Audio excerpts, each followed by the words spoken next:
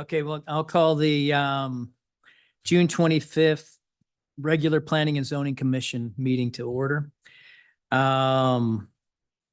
also online. You can call at 719-359-4580. And the webinar ID is 868-8333-0881. Okay, let's do roll call. Counselor Cohen, Here. Counselor Sims, Present. Counselor Connerton, Here. Counselor Waller, Here. Counselor White, Here. Counselor Sipperly, Here. Counselor Houghton. Here. We have quorum. Thank you very much. Okay, are there any conflicts of interest with our agenda items today? From anyone? No, seeing none, we'll go to receipt of the minutes from the March 26th, 2024 P and Z meeting and the draft.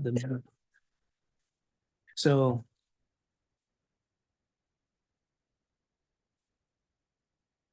Councilman Sipperly, I move to accept the minutes from the March 26th regular meeting. okay, I'll second that motion. thank you. Any comments, additions, deletions, corrections? They look very thorough, Hannah. They look very thorough. Thank you very much, or whoever did them. They did a good job. Thank you very much. Okay, next is comments from citizens appearing for items not on the agenda. Oh, sorry. You forgot to vote on the minutes. They're so good. They're so good. Exactly. They're so good. Hi. Okay, let's just do a verbal on the minutes. All in favor? Aye. Opposed? Abstain. Abstain, okay. So the minutes are accepted. Minutes passed. Okay, thank you. Okay, now comments from citizens appearing for items not on the agenda.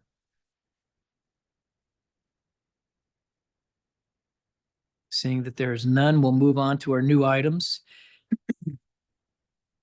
First item is planning file 09-24, major site and architectural plan at Glenwood Meadows, including a couple variances on lot 10C. Emery? This is Emery Ellingson, Community Development Department, presenting on planning file 924, and I will be sharing my screen.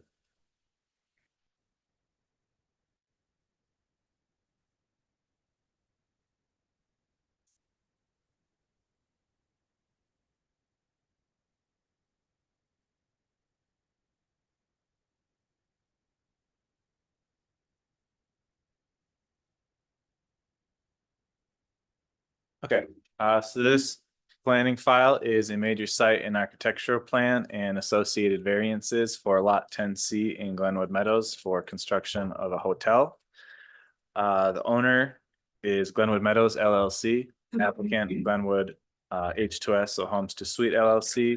One thing unique about this application is it is in Glenwood Meadows, and so we're going to be talking a lot tonight about municipal code and then also the Glenwood Meadows Development Agreement.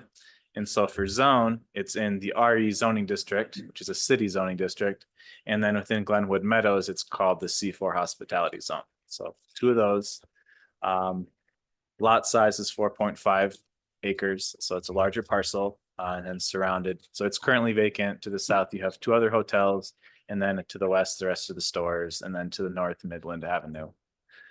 So we have three action items tonight. The first, for which Planning and Zoning Commission is going to be the recommending body. And so your options would be recommend approval with additional conditions, or recommend denial. And that recommendation will go on to City Council. And so at their July meeting, they would consider the approval or denial of this application. And so staff has recommendation for approval with findings and conditions on page 12 and 14. And so again, so that's for the site and architectural plan application. And then associated with this, we have two variance requests for which Planning and Zoning Commission is the deciding body. And so you are making a decision on those two variances. The first one is for building height. It's for variance from building height from the Glenwood Meadows height restrictions. And so staff has recommended approval of that variance with findings and conditions. And then the third one is for site lighting. And those are city Glenwood standards, since that's what Glenwood Meadows development refers to. So staff has recommended approval of that variance as well with conditions on pages 12 and 14. And so we'll get into the two variances a little bit later on. But just for site location, so again, this is in Glenwood Meadows. So a little background on Glenwood Meadows.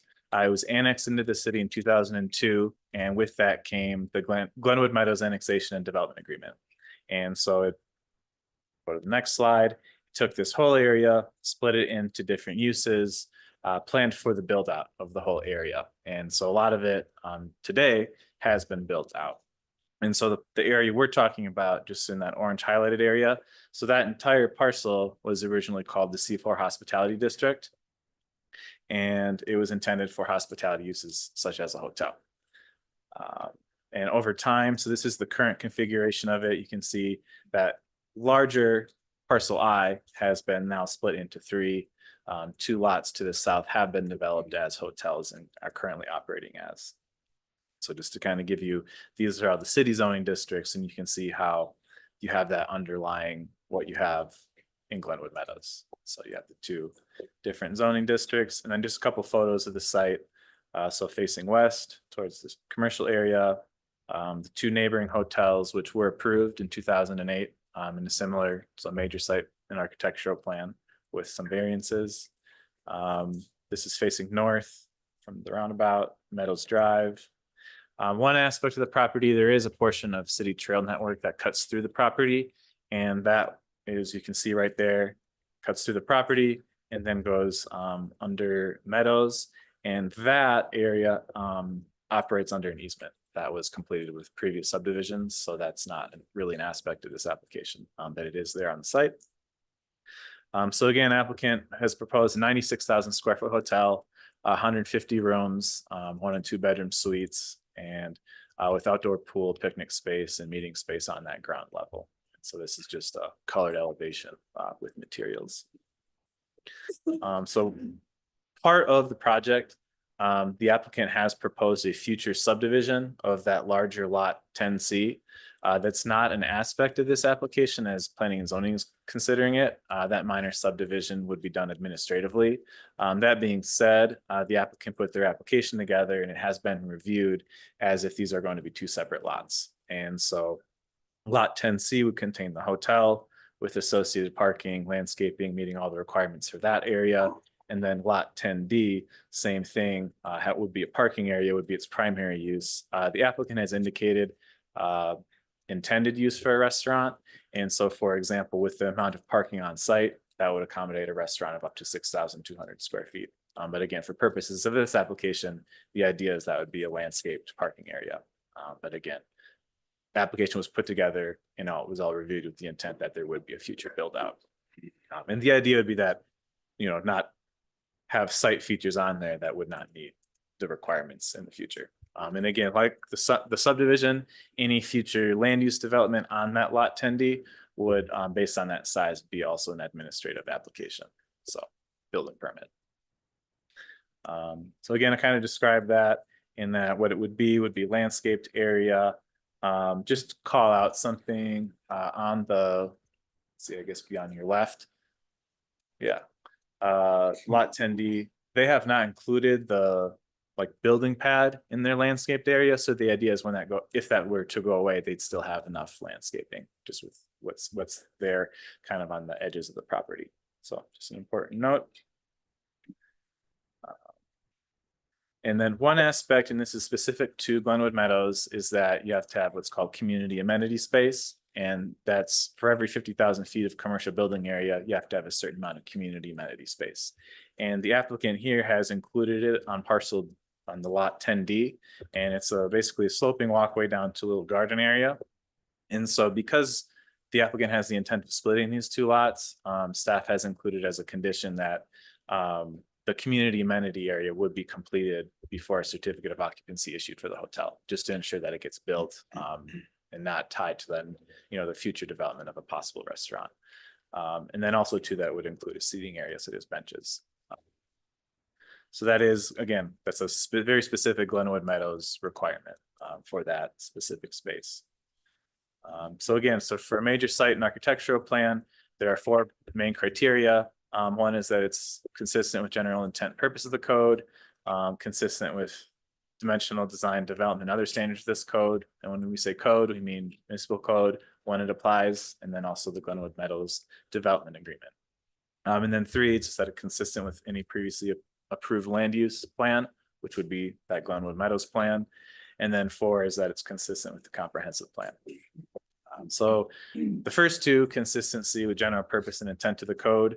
I just have this table put together just illustrating certain things, setbacks, off-street parking, open space, by which this application does meet code, with the 2 exceptions being the ones for the variances. So we have building height for Glenwood Meadows height limit, which is 45 feet. Applicant has proposed 54. And then for some illumination aspects, which I'll get into in a little bit. And then another aspect too is the landscape counts, what has been provided.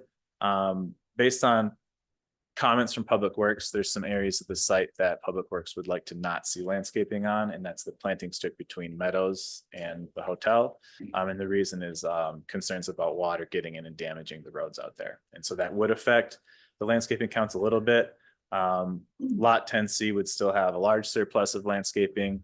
Technically, lot 10D would be deficient 6 trees, but again, looking at the larger site as a whole, and with the consideration for, that's a request from Public Works, that's not an issue for meeting the landscape requirements. Consistency with any previously approved plan. So again, this area was called out in the Glenwood Meadows Development Plan for hospitality, and that's an approved use. And then 4, consistent with comprehensive plan. So just highlighted 3 different comprehensive goals and actions. 1, retain city's role as a regional commercial hub. So further development of Glenwood Meadows being a primary commercial center. Retain, enhance, expand long-standing, diverse, and sustainable tourist market. So this hotel with its suite offerings, something that's a little unique, a little bit different than maybe just a standard hotel. And then again, direct growth to areas where utilities and services already exist. So Glenwood Meadows, all that's been built out, planned for, infrastructure all exists. So those are consistency with comprehensive plan. So that's as far as the major site and architectural plan, those are your criteria. And so now I'll go into the variances. These are standard variances. So we're looking at all 7 criteria needing to be met. And then just a reminder of the definition of hardship by code is a condition by which the property in question cannot be put to a reasonable use under existing regulations. So that's the definition of hardship. So first off, it's the action item 2 is for building height. So in Glenwood Meadows for this C4 hospitality zone, the height limit is 45 feet, and that's measured from grade to top of the roof for a flat roof. And so the applicant here, this is what you would see from the front of the hotel, so facing north, and the height that they're looking at is 54 feet. So that exceeds the limit by 9. So that's the reason for the variance. So staff has recommended approval. I'll go through each of these findings very briefly. One is that it's exceptional shape or topography. This C4 hospitality district is actually different than other parcels in Glenwood Meadows in that it actually has a specific height limit. Some of the other zones in Glenwood Meadows do not. And then also, if this parcel were located anywhere else in the city, its height limit would be 60 feet. So the fact that it's in Glenwood Meadows also does make it exceptional and different than other properties that are zoned resort. There's actually not that many in town that we have that are zoned resort, so it's not a very common zoning district in the first place. Second is strict application would produce an undue hardship. So with this, the intent in staff's mind of a 45-foot height limit is that the building would be 4 stories. And so that's what this building is. So the applicant is not seeking to use that additional height for more density. It's still going to be 4 stories. So there's 45 or 54, you're going to have that same density. And as they put in their narrative, some of that was for building considerations, as putting together floor assemblies. And then also too, in Glenwood Meadows standards, they talk about using height to create focal points and actually using height to vary things and create points of interest. And so that is also support for approving the variance. Did not create the hardship by their own actions. They did spend time creating designs which did go over the limit. However, again, staff went back and looked at, the intent of the height regulation is for that 4 stories. So there's not anything, again, it's not an additional story. Variance does not harm the public and does not impair the intent or purposes of the code, doesn't harm the public. And again, with that intent of the 4 stories. Exceptional hardship not related to convenience or financial burden. Building a larger structure would, that is not, if anything, that represents more financial cost to the applicant, building a larger building. Will not violate building or fire code requirements. It would not violate those. Again, before being constructed, they'd have to have an approved set of building plans, which would be reviewed by building and fire. And then again, minimum variance that would afford relief for the subject standards of the code. Staff found it was the minimum variance. Again, it wasn't part of the reason to it goes up to 54 is to meet some of the design standards for Glenwood Meadows as far as the building changing a roof line. So it's not a 54 across the whole thing. So again, staff found recommendations for approval of this variance item for the height. And then the second variance item, which I don't think we've really dealt with too much lately, is illumination and lighting districts. And so in this case, just as we have zoning districts in town, there are also lighting districts, which have limitations on how much illumination can be on site. There are 3 different lighting districts in the city, 1, 2, and 3, and those are all based on zone districts. And so for the RE zoning district, this puts this property in what's called lighting district 2. And so all the highlighted areas on this site plan, all the yellow areas are areas where it exceeds the limits for lighting district 2. And then I've also included just a couple orange areas where it actually exceeds the lighting districts, the illumination standards for lighting district 1. And so it goes, lighting district 1 would have the highest allowed illumination, 2 is in the middle, and then 3 is more minimal.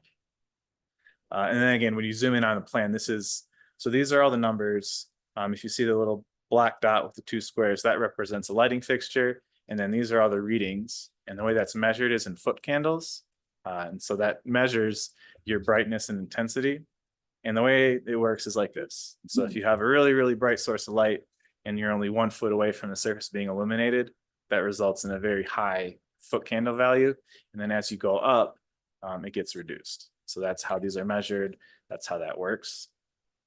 So in the case of like parking lot lighting, which you get into the standards, we have 2 aspects of this. This first table talks about how much light can leave a property, basically. It's how bright your site is and how much is actually crossing over that property line. And so you can see in lighting district 2, you have point A, which is on the property line, and then point B, which is actually 10 feet off the property line. And that's how that's measured. And you can see there's quite a break between 2 and 1. And then same thing for within the parking lot. There's a minimum light because you have to have, for safety, you should have a minimum amount of light in the parking lot. And then there's also the maximum. And you can also see there's limits in mounting height. So how tall your light pole would be. And you can see again, there's a pretty significant break between District 1 and District 2. And like I said, these are all set by zoning districts. And so when you look at lighting district 1, we have commercial zoning district, mixed use, industrial. And then lighting district 2 actually includes 2 residential zoning districts, M2, which is actually downtown and another part of Glenwood Meadows, and then this RE zoning district. And so you have, in that lighting district 2, you have zones that could accommodate a lot of different uses. And then what that looks like within Glenwood Meadows. So Glenwood Meadows is bounded by everything in red. And you can see it includes all 3 lighting districts. And then the subject parcel is in lighting district 2, as are the ones to the south, and then some of the residential areas. But again, if you walked across the street over to the commercial area, you're now in lighting district 1. And so Glenwood Meadows in itself has a couple of those districts where, again, the lighting standards change quite a bit from 1 to 2. And so staff has recommended approval of this variance as well. And also I'll go briefly through these as well. So if the subject property is exceptional, again, kind of the same same reasoning, the RE zoning district, being part of a larger commercial area, which has that kind of mix. Glenwood Meadows doesn't have lighting standards. It refers to city code, which then you go back to, well, what is the zoning? And so you end up with an area that has very different lighting standards for properties that are part of the same larger commercial development. Strict application of standards would produce undue hardship. So staff found that it would produce an undue hardship in that for a couple of reasons. This is in a commercial shopping district, which is most alike lighting district 1, which if this property were in, for the most part, the lighting plan would actually be within the limits, with the exception of those 2 little areas marked in orange, so staff has recommended approval of this with the condition that those 2 small areas that exceed the lighting limits of even lighting district 1 get lowered. But again, the idea that just in the context of it, this is a commercial shopping area, so lighting district 1 could be appropriate. Applicant did not create the hardship by their own actions. So again, lighting districts, since it all goes back to that zoning, the applicant is looking to design for something that's safe, something that's lit for the safety of all their guests, and then also within the context of the shopping center where you also have lighting district 1 across the street. Does not harm the public and does not impair the intent or purposes of the code. Lighting, depending on levels, it can be harmful. If you have too little, it's unsafe, and if you have too much, it's a nuisance. So again, that's where here having the lighting with the proposed condition of having it meet lighting district 1, it's not really exceeding the maximum that would be allowed if this property were, say, zoned commercial, which would have landed it in lighting district 1. So staff for the most part found appropriate amounts of lighting in this area. Exceptional hardship, again, just going back to what is its use, where is it, what's the context of this lighting. Variance will not violate building and fire code. It does not violate either. And then again, the minimum variance. And so again, if this property were in lighting district 1, for the most part, it meets it all with the exception of those 2 areas that are above when marked in orange. So again, with that condition that the lighting plan get revised to meet lighting district 1, since it's not in that actual district. Emery, can you show the slide that shows the other hotels and what district they're in? Yes, so they are also in lighting district 2. And when they were approved, they did receive variances for lighting. So it's a good question. Which again, at that time in 2008, we did have a different code. I didn't go back and I wasn't able to figure out what those lighting levels were, but they did receive variances for it. So reviewing agencies. So I have a number of different comments, which I'm going to go through from engineering and public works. Electric department, the only question they had was if the hotel would have charging stations, how many and what type. There's no requirement for that. They just want to know for load planning. But as far as engineering and public works, so I mentioned a little bit earlier, Public Works has requested that there be no landscaping, no irrigation in the planning strip. And so this is an example, this is just on the corner of this site where there is some landscaping. And so Public Works does not even want to see like shrubs. And the reason again is water from those irrigation systems is getting into meadows and other streets in the development and damaging it. And so they want the water as far away from the roads as possible. So within the applicant's site plan, they did include street trees, which is a landscaping requirement to create that buffer. But given that Public Works does not want to see that, those would be removed as a condition of approval of this application. And so you can see those are the ones on lot 10D, and then these are the ones on lot 10C. And so you would have street, applicant would coordinate with the city, it'd probably be like a cobble or a rock, sidewalk, and then you would have a landscaped irrigated area a bit farther from the road. So that's that comment. Engineering also, so there is a roundabout, there's an existing ramp and everything. And so their comment was just that this area, the sidewalk would need to tie in, meet that ramp and keep the current configuration.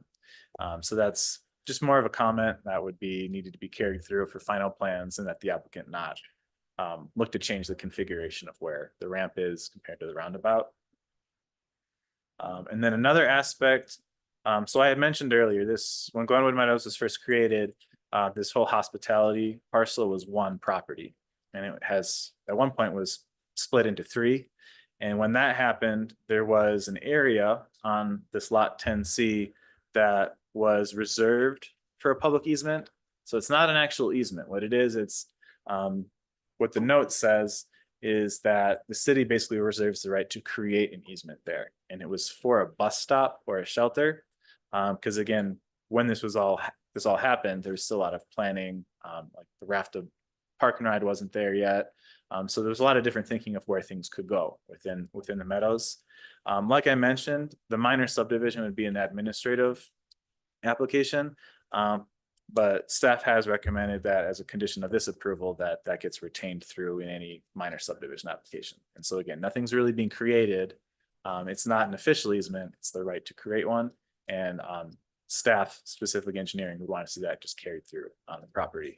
And that could be subject to more conversation between the applicant and say the engineering department on what this would look like, because it could also be relocated on the property. But again, that's not really focus of this discussion. But it is on the property and would be part of the minor subdivision. And just for context, have included a condition that city coordinate with the applicant on ground cover for that specific area, just with the idea that if it's something that could be removed, maybe not plant things on it. Maybe it would just be regular cobble. But again, that's a condition of approval. No public comments were received up to date. Had a couple of people just ask about it, but not submit anything official. I think they just saw the sign on the trail and were just curious. So again, we have 3 action items. First one is consider recommendation for the major site and architectural plan. Recommended approval with criteria below. Second, variance for building height. Staff has recommended approval of that variance. And then the 3rd action item for illumination, staff has recommended approval of that variance with findings and conditions. And then I just wanted to bring this up because these conditions are slightly different than what were in your staff report. So number 5 has been reworded to include that little easement area, just for coordinating for ground cover. Number 7B is just that the note number 8 for reserving the right to create that easement is carried through on the minor subdivision application. And then number 8 is just that the community amenity improvements are required to be completed before a certificate of occupancy for the hotel. So again, they're gonna, if the intent is to build out the site, split it in 2, that the community amenity will be there when the hotel is finished. So that's the intent of that. And then as a reminder, as you're making motions, if you are making an alternative motion, such as a recommendation for denial, you will need to have findings explaining how, for example, the variance does not meet those, or again, with the major site and architectural plan, the reverse of what the findings are. So just a reminder if that's a motion that you're looking to make. But yeah, so that's my presentation. So I'll stop sharing my screen.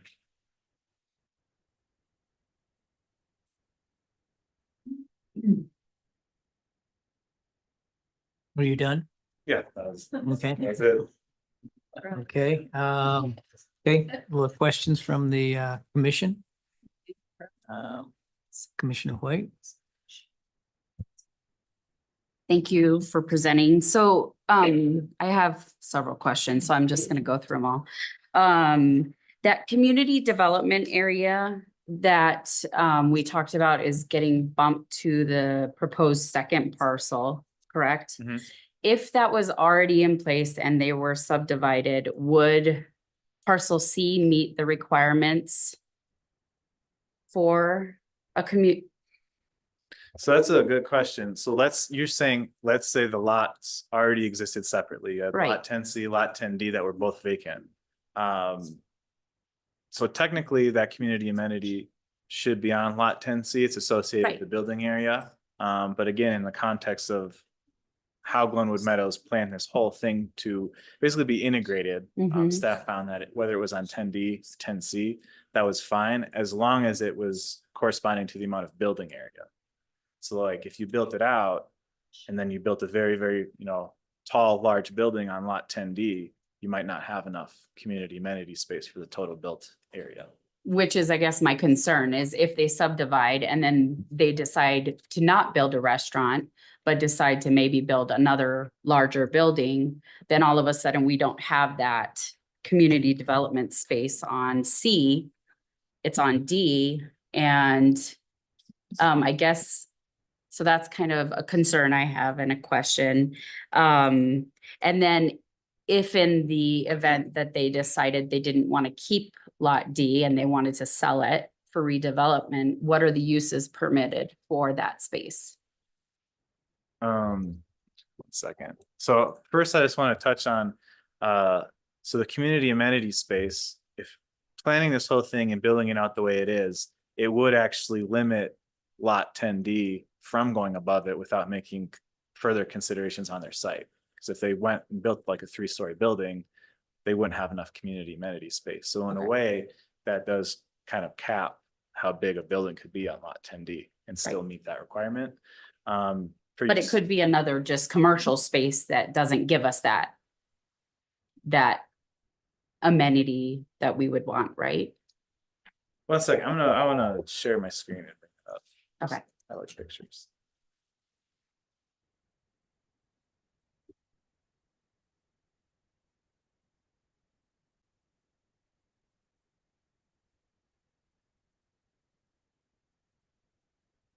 Hey, Emery, while you're talking about the community amenity space, can you define that?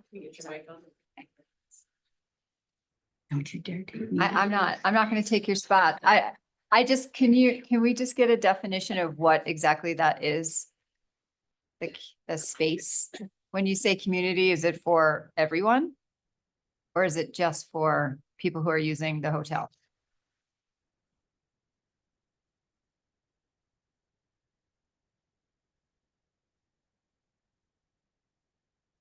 Sure, so it would be open to the public. And so the way that someone could meet this requirement, and again, this is a Glenwood Meadows development, is community amenities, open areas, and public gathering places, such as patio or plaza with seating area, mini parks, squares or greens, water feature, clock tower, public art, or any other similarly deliberately shaped area or feature that adequately enhances the community and serves as a gathering space. So it would be open to the public for that piece. And then back to Commissioner White's question. I just wanted to bring up the site plan. So I get the point I guess I was making was this community amenity space is at a certain area. Mhm. And so that's pegged to how much you build it out. Sorry, well, could you repeat your original question? I got lost. Okay, I guess the big concern is if all of the community development spaces on the second parcel, how are we going to ensure that, I mean, I guess I'm just concerned that there's not any of it that's on parcel C when parcel D could get developed by a completely different person, and how are we gonna retain that space, I guess is what I'm saying. Can I jump in? Oh, sure. I think what would really happen there is it would become a development constraint on D, right? You just couldn't build something that big unless you provided that space. So while it is shifting it to D, it doesn't mean that from our regulatory standpoint, we can't force it to happen. So can we make that a condition to the minor subdivision? I mean, you can, I think it's a kind mean, of I know a built-in that's- component to the ADA out there.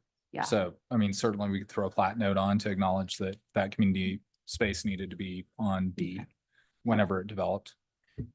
Okay, that was one of my concerns. Let's see here.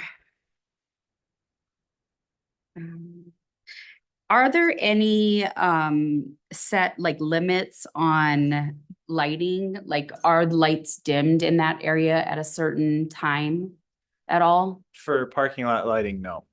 Okay, It's not a requirement. okay. And is it something that the city would ever consider? I mean, outside of this? Is it- So there are, to kind of split that up, there are lighting standards. We have a whole section, and then some lighting does have to be, so for example, like signage, when you have lit signage, if you're within a certain distance of a residential zoning district, you have to turn it off at a certain time. It's like 9 or 10 PM or 1 hour after business closes, whichever. Right. So there's kind of that consideration, but when you get to things like parking lot lighting and security lighting, that doesn't have that Right. time aspect to it. Because of the security element, I'm sure. Okay. Yep. And then, So Oh, go so ahead. I guess I'll just ask a question on that because I know I've done it before where you have progressive lighting. It's like motion sensitive kind of thing that it goes to a lower level. And then as people move in, the lights come up brighter. I mean, I know I've done that in different parking lots before. I mean, is that something that Glenwood has looked at, or is that? I haven't had it in an application lately. I think if someone were going to do that, we'd want to see like 2 lighting plans of one of, okay, what does it look when it's at low setting? What does Right. it look like when it's at high? Or if you were going to do it kind of 3 like staggered, we just want to see what that light output looks like at different levels. But that's not something we do. Currently, no. It's kind of advanced. another kind of question and maybe rhetorical question is, I did read in the application that the other hotels one of them was under 45 feet. Is that correct? And then one was over 50 feet. So my presumption is they were granted a variance as well Correct. when they were built. Okay, so it's kind of cohesive with what is going on there. Similar in scale. Yeah, similar in scale. Okay. And then another question, and I don't know if this is a better question for Hannah, but clearly these are not residential units, so there's no sort of affordable housing stipulation attached to them. Are there any municipalities or any modules out there where there's like a fee in lieu for these type of projects for affordable housing, even though they are hotels? So Commissioner White, you're correct that this doesn't have any residential units, so it doesn't trigger our inclusionary zoning standards, which only apply to residential unit projects. There are other jurisdictions, and I'm sure our city attorney could speak to them, that have commercial linkage aspects to affordable housing, but we do not have those in Glenwood Springs. Seems like it might be a good thing to consider. And then last question for right now, is, so this project with some of the text changes we are gonna see later and what was voted in, this project would not be halted or be affected by, what was recently voted in, because again, it's not residential units, it's a commercial hotel type project. You are correct. Thank you You done? for a moment. Okay. Hey, Carolyn? Oh, thank you. Thanks for the presentation, Emery. I had a few questions that were somewhat related to what Commissioner White said. One of them was regarding the exterior lighting. Now, the city, we don't require dark sky lighting fixtures, right? Do we require them to be shielded? Correct, yeah. So all the fixtures that they've shown would be what's called I'm blanking. Full cutoff? Full cutoff, thanks. Yeah, full cutoff fixtures, which don't allow light to go above that area. So that is one requirement of what the fixtures would be. But as you explained, there will be some light trespass above the allowable limits beyond the property lines. So according to Lighting District 2, correct? Okay. Yes. Regarding the landscaping, I understand Public Works' reasoning for keeping that planting strip not irrigated. But in terms of providing a visual barrier, could the landscaping be moved farther away from the planting strip in order to, keep with the intent of the code? I mean, of course, it'd be based on the plan and the parking lot. We might need to request, further input from Public Works. And it could be against the hotel, design that there is a visual barrier, because I'm sure part of the building and their branding is based on being able to see the thing. Yeah, so is there a way to soften the presence of the building from the public right of way while maintaining the Public Works' irrigation? Two pieces on that. I think one would getting a number from Public Works and understanding what distance irrigation could be. And then I think for the question on what could be done additionally, if plantings are not going to go in there, that might be, I'll defer that to the applicant. Okay. And see what their thoughts are. Regarding the amenity on Lot D, is that sized to allow for both this hotel development and the future development on parcel 10D? Correct. So it's per 50,000 square feet of building area. And so the amount provided, which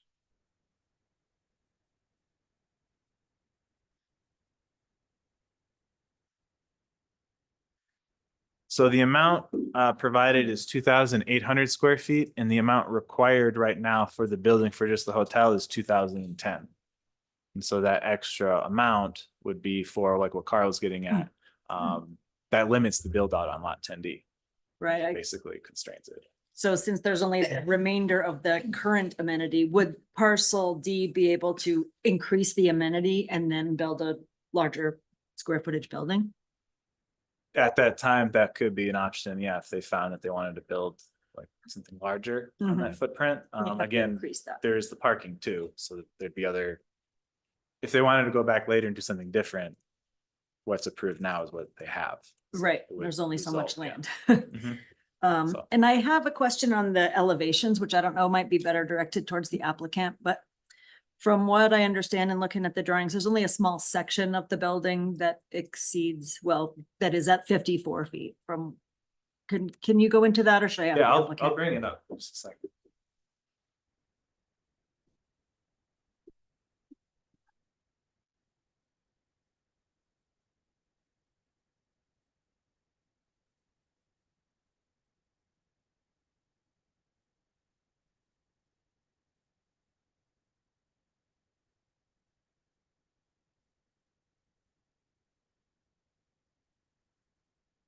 It's just so small.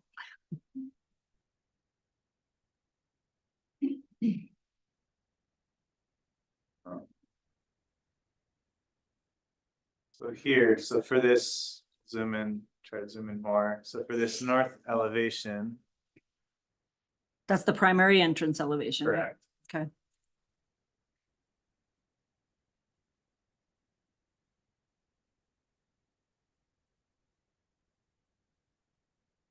So you can see, so on one corner of the building, it's at 48, which would still be above the 45 for Glenwood Meadows, but beneath the 60 for the resort zoning district.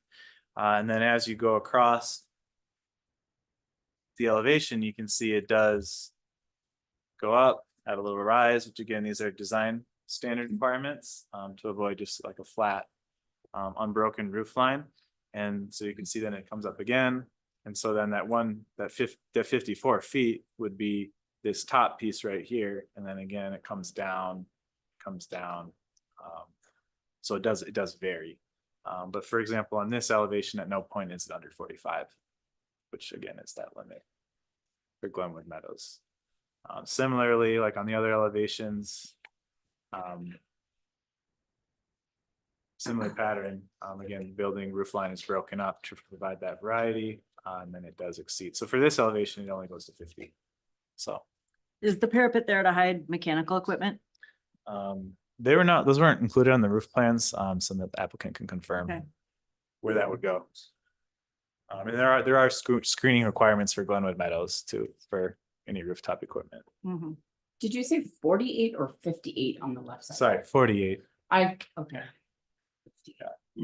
Okay, thank you. Okay, John. I hate to come back to the community amenity space, but I have one more question about it. How is that earmarked as spent once the lots are subdivided? What's to stop the new owner from lot 10D saying, I have 2,800 square feet, and then lot 10C is non-conforming?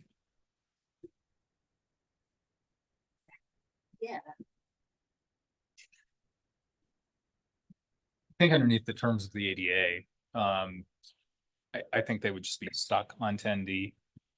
And that's why I think the idea of including a plat note so that it's clear to the next developer that all of that amenity has to be there, would be the way to approach that. So that collectively we got to the number that we were looking for between the two lots. Okay. So just so I understand, including it on a plat note when the subdivision happens. Right. Is where it would be. Okay. That would Yeah, acknowledging that. for as- future. Yeah. And then I had a question about the off-street parking requirements. The only thing determined by city development code is the quantity. The rest of the city development code's off-street parking requirements do not apply. So do you mean like the number or which piece? Like, what, 70, 40, 60 is off-street parking requirements in the development code. Correct. Yeah. The only piece of that section from the city's development code that applies is the calculation of the quantity of minimum Correct. spots. Yeah. Okay. Yeah. Thank you. Amy. Just a quick question. So for the plat note, do we need to recommend that? Probably wouldn't hurt to have it as a condition, as an additional condition Additional on the condition? approval. Okay. Just acknowledging at time of subdivision and include the note. Okay.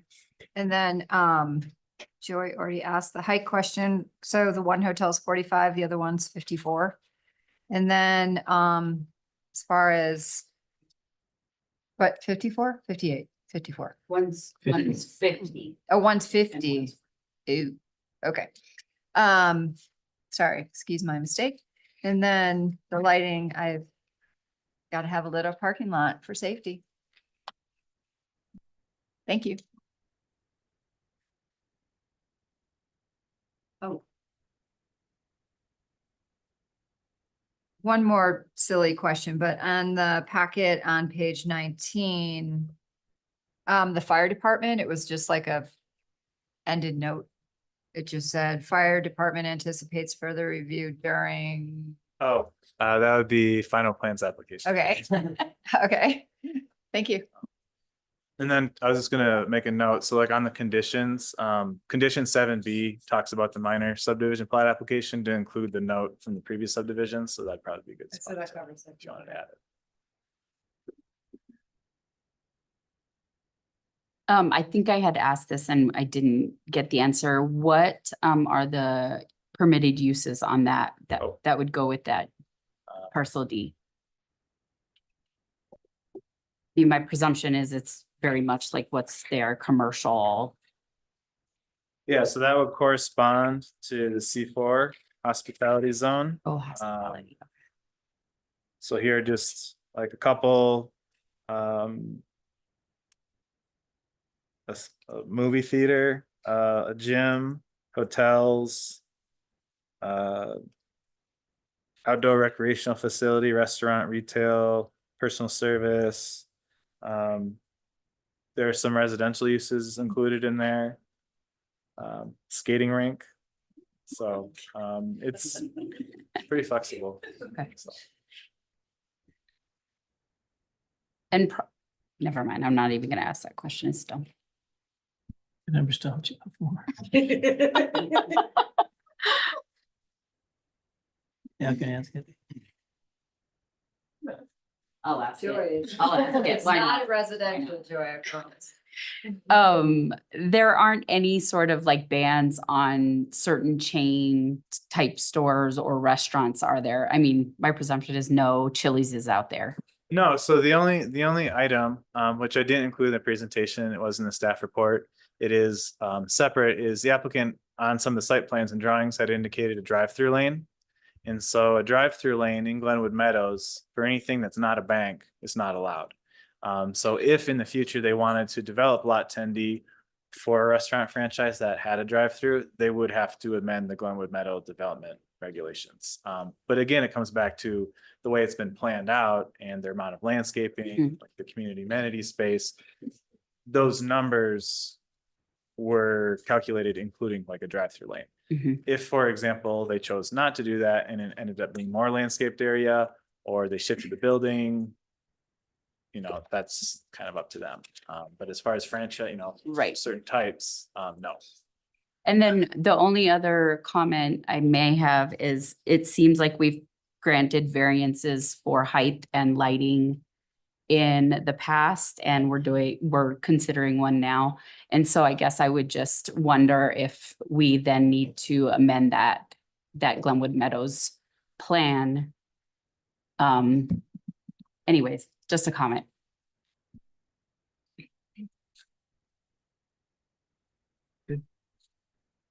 Okay, I have some questions too. So I have that same question that Joy just brought up. I mean, because it seems like it was miszoned back in 2002 or whatever with different sections when it was first set up of lighting zone 1 and 2 and different heights and that sort of thing. And now we're pretty much granting variances. Anyway, that's just a comment. Traffic study. No one kind of talked about the traffic study. Have that. So I didn't spend too much time on it because it makes me crazy, but but there are quite a few changes. I think there was a page with maybe 15 changes that are being done. I mean, I'm kind of pulling that out. I mean, I think putting a traffic light and then there's a new traffic light going on Midland. Was it right at that where you come out right there by Petco? And I don't know. Anyway, who went through the traffic study? I mean, I'm assuming Ryan did and went through it extremely completely. And but could you put up the traffic study? Sure. One page, just that summary page of the changes that are happening. Page at times. No, there was one page that had all the changes. I think you had one page that had all the changes.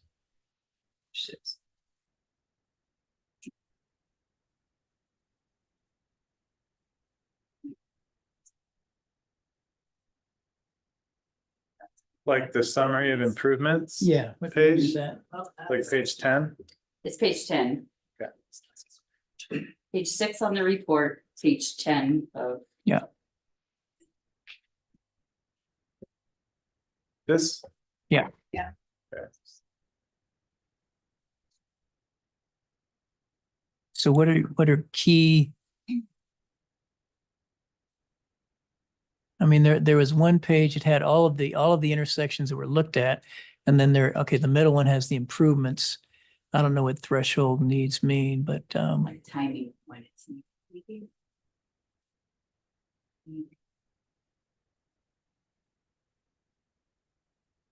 could you kind of summarize, and I don't know if you could do that, but what are some of the key things? I mean, a bunch of them, it says no improvements I see. I'm just trying to understand. So what are people that, you know, like me that drive by there all the time? What am I going to see and what kind of traffic impact is that going to have for people? You know, Midland is kind of I'll call it a bypass, even though it's not an official bypass, but a lot of people drive that way in the morning. Traffic's way backed up in the morning and the evening. So just looking at this, I think the important thing to first call out would be looking at the closest nearest intersection to this property, which would be number 8. So right, East Meadows Drive and Midland Avenue. So no improvements found to be needed or recommended. Because like So is that a right-hand turn when you're coming out only? I think that's what that is when you're coming out from Petco or whatever. I think it's a right-hand turn only. So people from there, I guess there'll be signage or whatever that'll tell them to go whatever direction to get out of there. shoot, this is farther up. Yeah, that's probably, it's,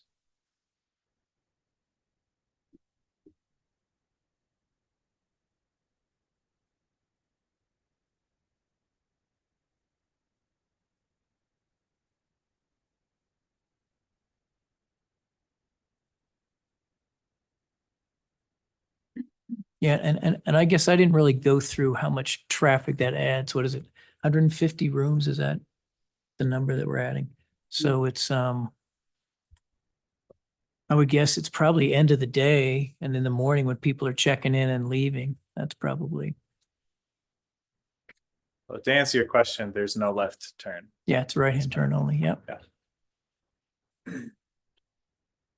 So what permanent things are being done on there? I don't know if you can. If I can maybe help you, regardless of the recommendations that might be being made, because the build out for this area of town was negotiated in the early 2000s, and there were a significant number of improvements and cash paid by the developer.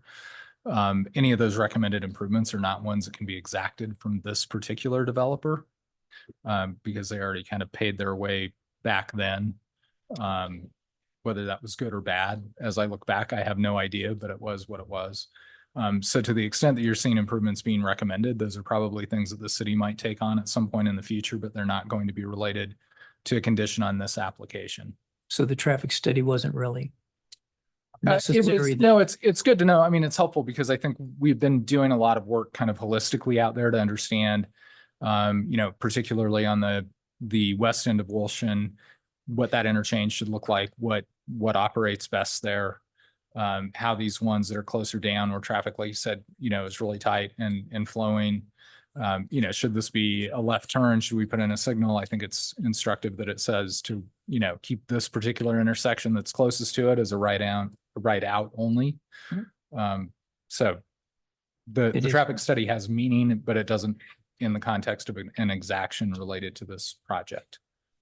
So kind of like from another development that we did there for the 300 units or whatever, this is like a right by use. It is. I mean, I haven't heard that term, but that was a term. It is. last time. I hesitate to say use by right in the sense that it has been a long time now, but there were significant exactions made, including the roundabouts at 114, the improvements to the 8th and Midland intersection, improvements to Midland Avenue. So there were a number of things that were done that were significant in their cost at the time related to the entire Glenwood Meadows development. Right. 20 years later, it almost feels like we're in a redevelopment phase, and it's something that we've been talking to the various ownership groups out there about. That really we're transitioning to a new phase of the development as a whole. But in this moment, we don't have the authority to exact more for the development on this lot. Okay. Yeah, because traffic's pretty hot ticket for. I think okay. I would also- I mean, I understand what you're saying. I think I would also just point out that this is a master traffic study for the entire build out of the Meadows, so not specifically targeted for the Or proposal just the 100. in front of you tonight. So it is a Okay. study that the city has, and our engineering and public works department know all the recommendations that have been Okay. made. So that study wasn't done for this project. It was done. Okay. And like to follow up, I mean, I just wanted to point out, so like the one needed now, number 3, Devereaux Road and Midland Avenue. So where you have the Whitewater Park and Auto Sport, that's taking a left-hand turn that, it's saying that needs to be addressed. But how close is that to this site? So all these improvements, it's a wide area of that Midland corridor. Okay. So I would look again, like number 8, that's the one intersection closest to this proposed development. And at that one, no improvements are needed. You can't do a left-hand turn on Midland. Okay. So. And then another question I have on the height is, so and maybe this is more for the developer, but I don't know if you had this question was that, so we've had, 4-story buildings that are 45 feet, 50 feet, 50, there are different heights, and we allow different, we approve variances for different heights. So I guess my question is, did we push back at all on not being 54 feet and being, could it, I think you talked about it somewhere in there that, the developer's spending more money to make it look better. And I don't know if it's part of the franchise thing that they have. It sounded like that was maybe lighting as well on the home or whatever, Marriott or whomever that was that owns that was requiring certain things. I guess I'm just asking why So I think the applicant could probably explain to as far as like the design and why that height is needed, especially they mentioned in their narrative, like the assemblies of each floor. As far as staff, had this been a variance application for 55 feet, because it's going to be a 5-story hotel. Right. We're going I get- to try I to make get that that. work. Right. Recommendation would have been different. But because still 4 stories with a different height, that's where I felt like the intent was being met of the regulation. And then also too, again, Glenwood Meadows is its own district, and has its own rules.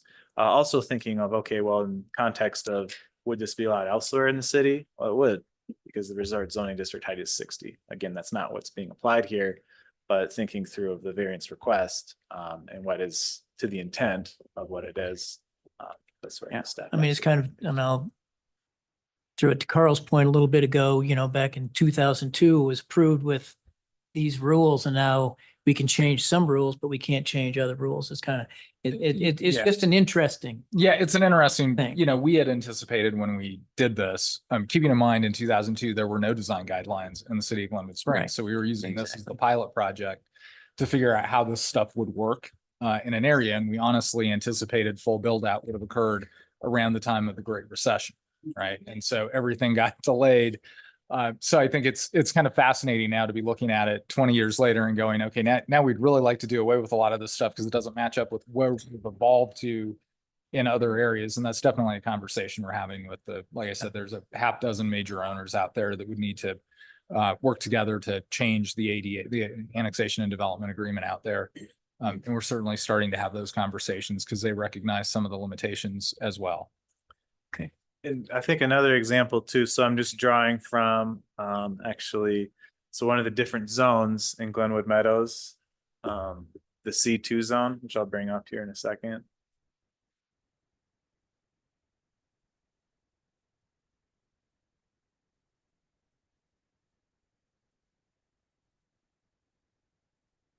So this C2 zone, which is that Market Street area, their height restrictions read as buildings shall be a minimum of 2 stories in height along the street edge. Portions of buildings may be less than 2 stories if it's demonstrated that establishments add to vitality. So it's a form base. It's not a strict height limit. Where with this is zone C4, standards have a height limit instead of Yeah. hotel shall be 4 stories. I know you have more questions, but can I No. just ask this? I'm done with my questions.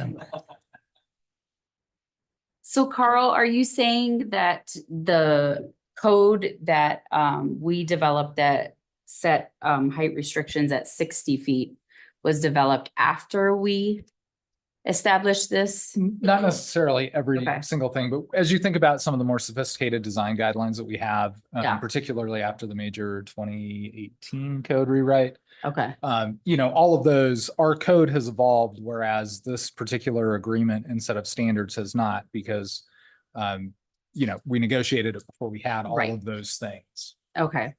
So it's plausible that there was no specific intent for that area to have a lower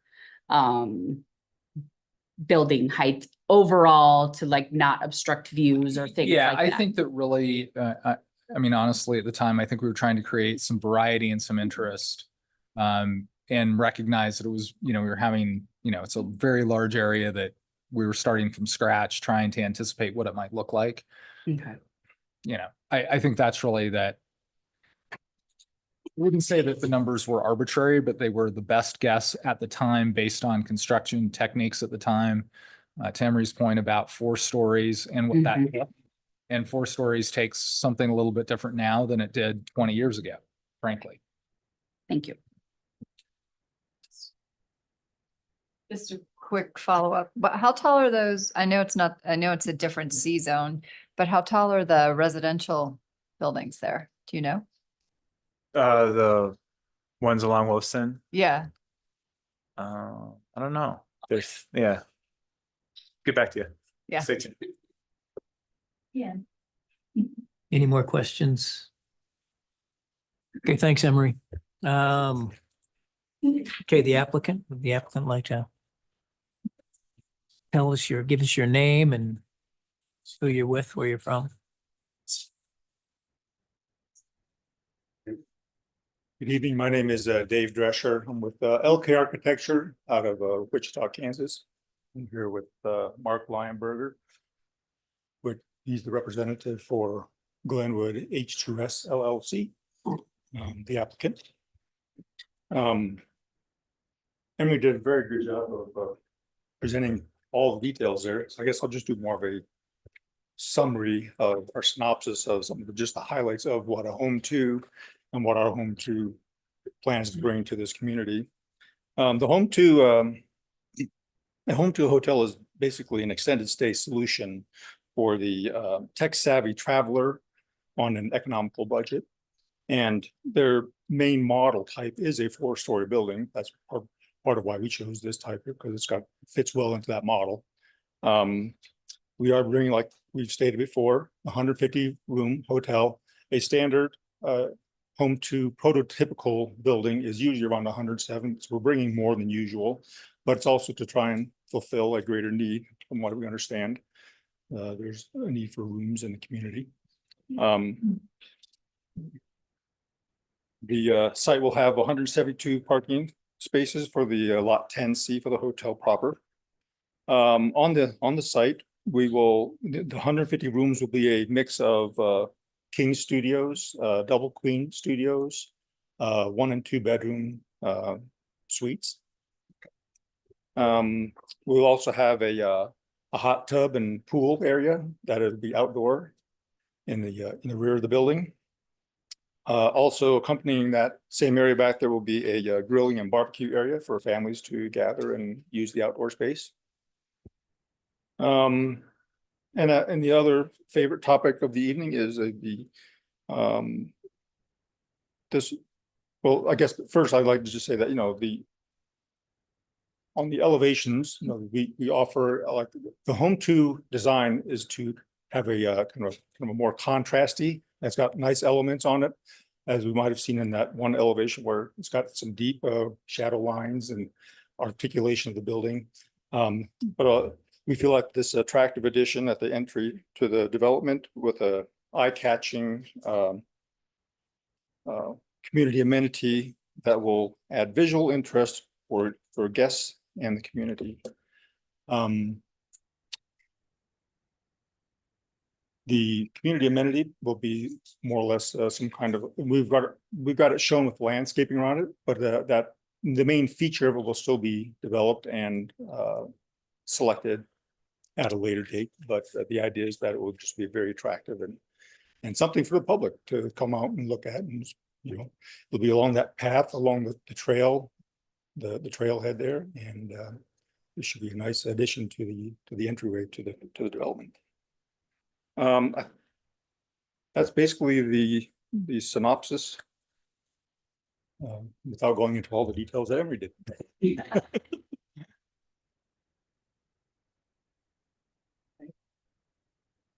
Any questions for the applicant?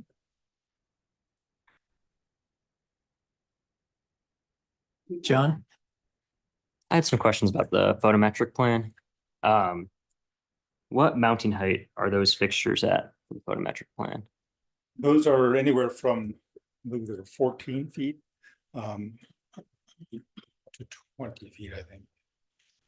Okay, and there's nothing shown. But I believe the intent is that with this going to the district, was it C1 or? So Lighting District 2.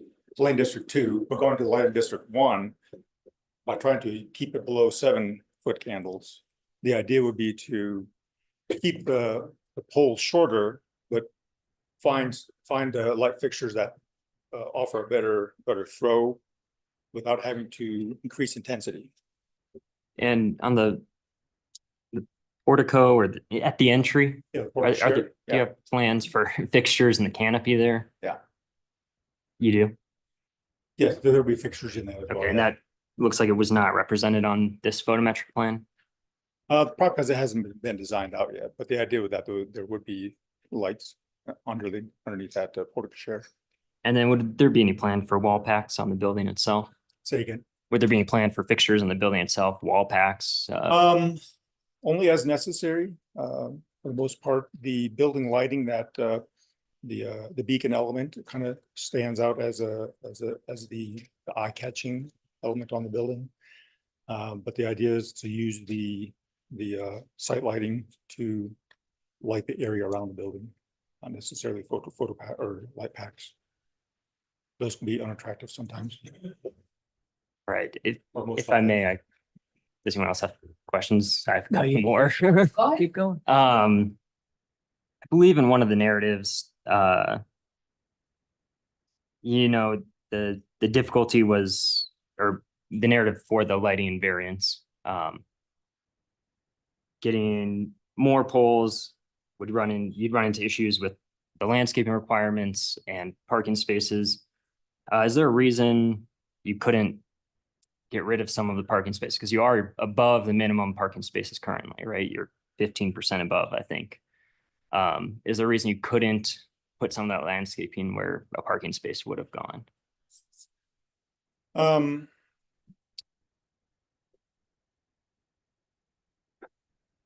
Essentially, you probably could. But I believe the intent is to try and provide as much parking as possible. And that we haven't maxed out at the full 125%, but we are adding a little bit extra. But the idea is for both of those lots to share each other. So we don't want to cut it off right at 150 and end up with, one room has 2 cars for some reason all of a sudden, and now we're sending parking out off the lot. So. All right, thank you. I'm just gonna follow up on that. So, and maybe this is for Emery as well, but I know that there's landscaping requirements in a parking. So I'm assuming that those were all met. I mean, is that? Yes, that's all calculated out and shown on those landscape sheets, meeting the requirements of percentages of landscaped building and parking area. So all of that was met? Yeah. Okay. Anything else you have, John? Okay, Joy? So our community, when we have a big development like this, we look up at the hillside and we all, while construction's going on, we all kind of freak out, right? Is it plausible to say that the rate of disturbance on that parcel while you guys are constructing is going to be pretty much the entire parcel? Or because you'll, I yeah, agree that, Yeah. the whole site will be under construction at one time, yeah. And how long do you think the construction will take? about a year and a half. A year and a half, okay. And I think I heard Emery say that the intent is that whatever the community piece on D will be completed by the time the hotel is completed, is In order that to correct? achieve the certificate of occupancy. that's correct. Okay, wonderful. And then we talked about that corner without the landscaping and there won't be any plants watered there. My presumption is you guys will be providing some other sort of landscaping Yes, element like rocks Yeah, or some other something. solution that is acceptable to the planning or the city. Perfect. Correct. Thank you. Carolyn? Thanks. I wanted to talk a little about landscaping too, particularly my question about not being allowed to have trees and irrigation against East Meadows. And as John pointed out, there's a little bit extra parking. The plan that I'm looking at, LPO 2, does show trees along that. I think it's along the planting strip, so maybe that condition came in after these drawings were developed. Right. And as I mentioned before, and Emery directed me to you, is there an opportunity to move the plantings farther away from East Meadows to please our Public Works Department while still providing a little bit of a buffer from the public right of way to the parking lots in the building? There might be the opportunity to do that, but we haven't looked into that extensively yet. We need to fully understand exactly how much of that area that they want to keep as a buffer. so we Because know I what- see, what's per going the requirements, you've got islands separating out, about every 10 spots. Yep. And those islands are planted with shrubs, but maybe some of the trees could move back a little ways. Obviously, you can't have shrubs or trees, without irrigation around here. And I'm noticing, so there's the East Meadows side sort of to the west of the site, but to the southeast of the site, there appears to be a strip that doesn't show any plantings, and I'm not sure if that is on the parcel or not. There's some long, I don't know, you might remember from the drawing, but there's some long notch out space. I don't know if they're on-street parking places. On the backside of the site, you're saying? Yeah, opposite Midland Ave. I see some utilities running over there, public access and utility easement per plan. So it looks like there's landscaping islands there, but they're not showing any trees. I see some shrubs, in the interior of the parking lot. And then I guess that is the property line. So that's outside the property line. Don't suppose we can recommend you plant something outside the property line. It's just so small. Can I just interject quickly? Please. So the area you're referring to does have, so the landscaping when those hotels were installed, so those are they have grass, trees, shrubs, they aren't shown on this plan, it's off the property. Okay. And then your second piece, just because we were talking about the parking counts a little bit. Yeah. And I didn't mention it in my presentation, the hotels to the south received variances for parking. So they didn't actually need, again, in 2008, what those requirements are and how they would stack up today. But in any case, they were approved. So it's less parking that's required. So then this one is coming in at slightly more. I wanted to mention. And we required one parking space per room, but some of these are 2-bedroom rooms. Yes, there's a stack of 2-bedroom suites. Right. That's So that 2-bedroom unit still only has one parking space, right? Besides the extra that you've already. besides this. Okay. But that's how we do it in the rest of town, right? Yes, Per it is. unit. Emery, if you could you provide clarification on our Public Works Director's request? There is the landscape buffer area that I believe he's talking about, but then additional landscape, just so Planning and Zoning Commission knows what's being asked to be removed from the plan versus being kept. Sure.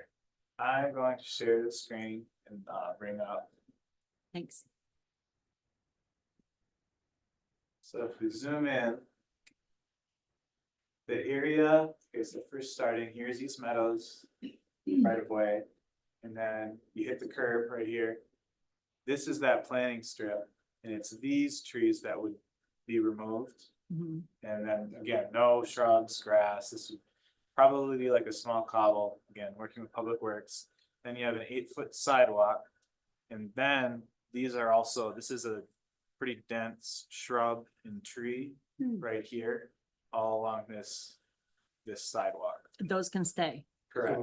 Yeah. Oh, good. So the Okay. concern was for in the planting strip between the sidewalk and meadows. And Okay. then same thing for up on lot 10B, which again,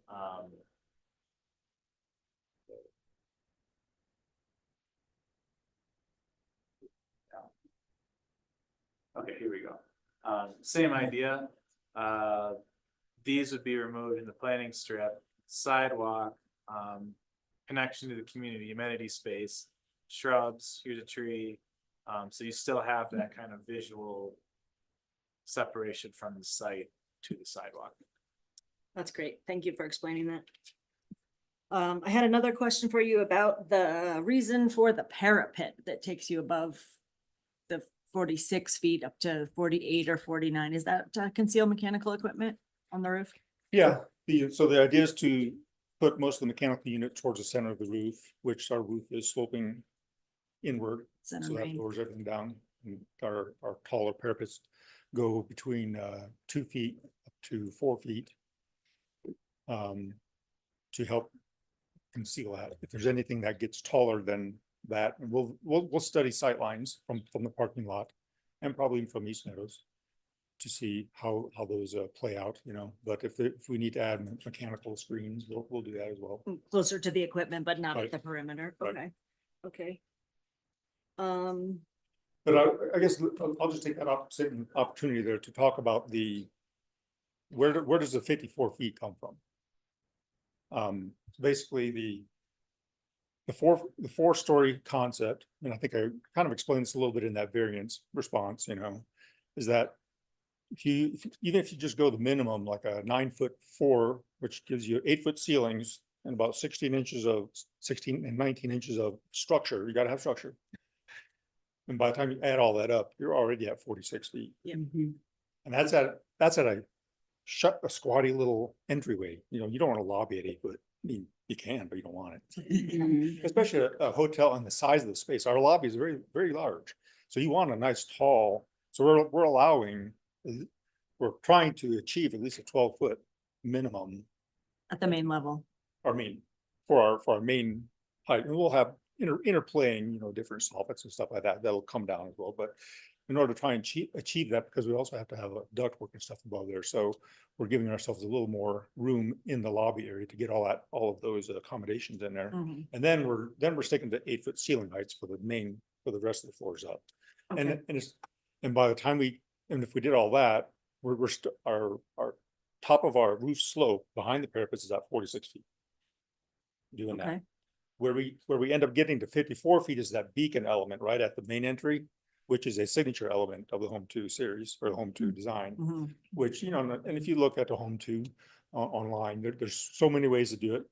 And we've chosen to follow the prototypical method, which is a beacon that just rises up above the 34 entryway. Some people light it, some people just paint it. It's kind of up to the designer how they want to Mhm. make that stand out. But I feel like with the articulation with the shadow lines and everything and that nice big beacon element there, it's just gonna be a nice feature at the entryway there. And that approximately 34-foot width of the tall part, that's sort of the standard for the Home 2 brand? Yeah. Okay.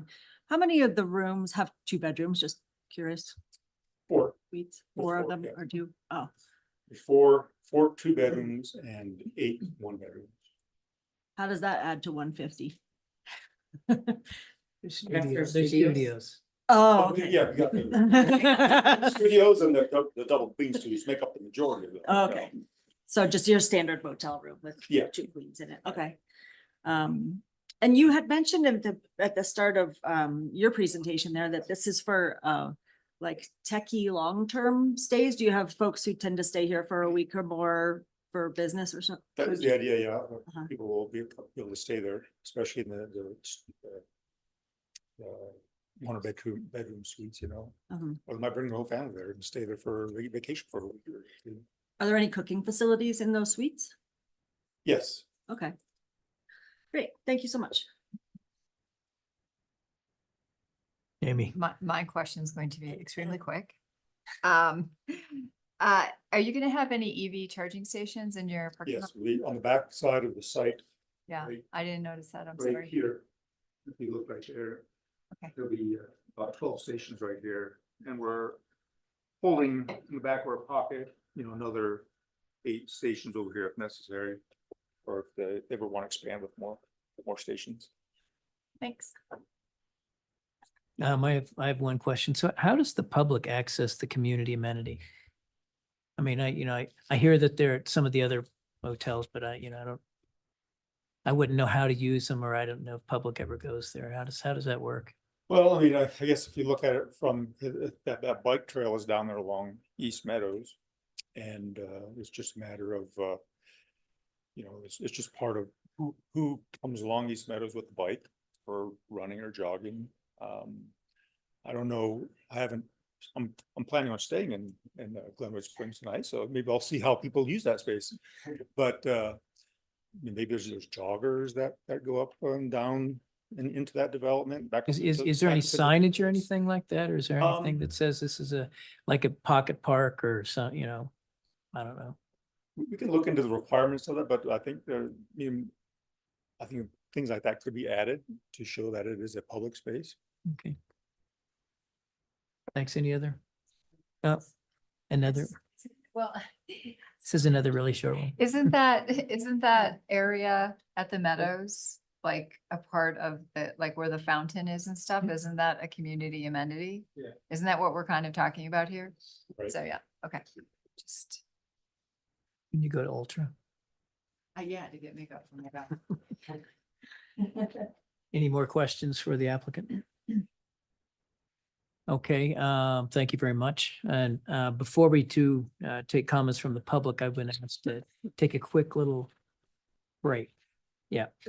Little Bob. Sure, I did want to update you on the question that you asked before about heights of the residential units and lofts. Yeah. So lofts phase 3 is at 51 feet 5 inches. Lofts phase 4, which is unbuilt but approved, goes up to 59 feet in some locations. That's going to be the closest residential units to this if it does get built.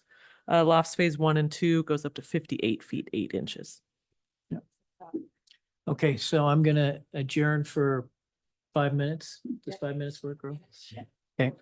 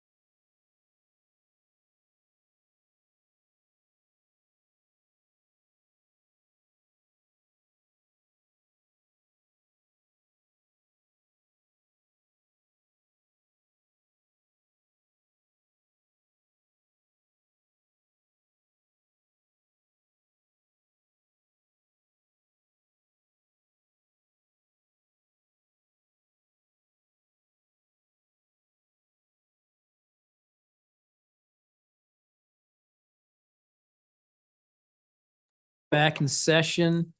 Now it's time to take comments from the public.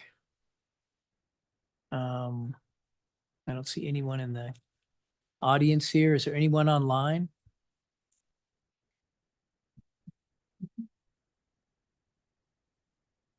I see Mike Maple, but he doesn't have his hand raised. And Yvette Gustad. That's that. Yvette is staff, Events. not Mike. I know Mike. Yeah, okay. Okay, then we'll close the public comment. So the public hearing is closed. So now it's back to us. Does anyone want to make a motion or? Do you want to do these one at a time? Yes. Okay.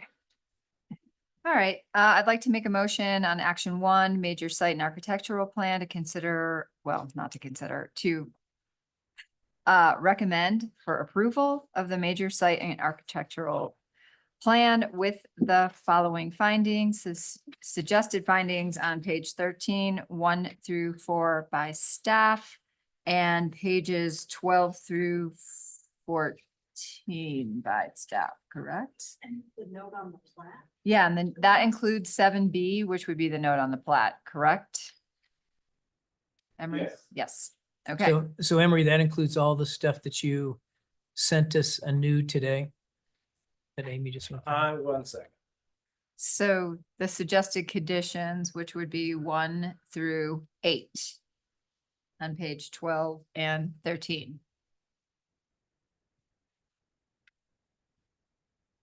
I'm gonna pull this up.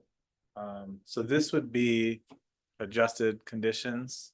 So 5A and B, 7B and 8 are different than what was in the staff report. And then based on the comments about the community amenity area, I would maybe amend 7B, minor subdivision plat application to include note 8, the future grant easement, comma, and also a note on the community amenity.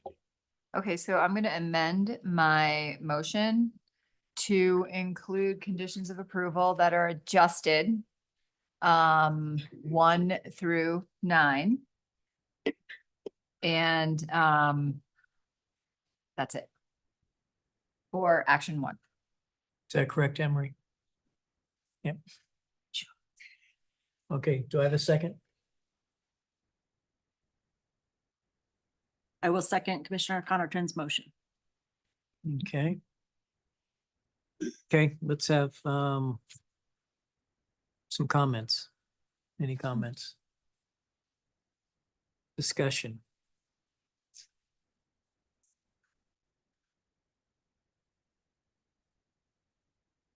No discussion? Okay, let's call the call for vote.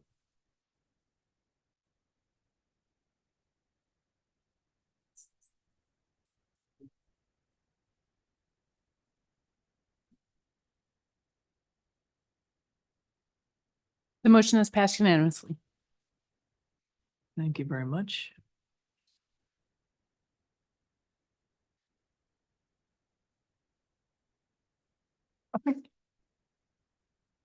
Okay, so accused of being my cog.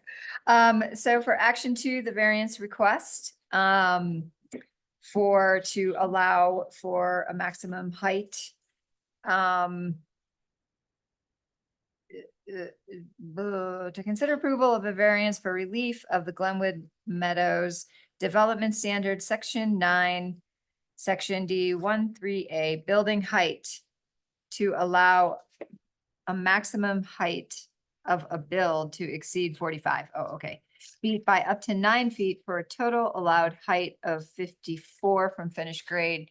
However, why did I think it was 58? It wasn't so. Okay, Keep going. so keep going. With the staff recommendations, 1 through 6, 7, 1 through 7. Okay, do I hear a second?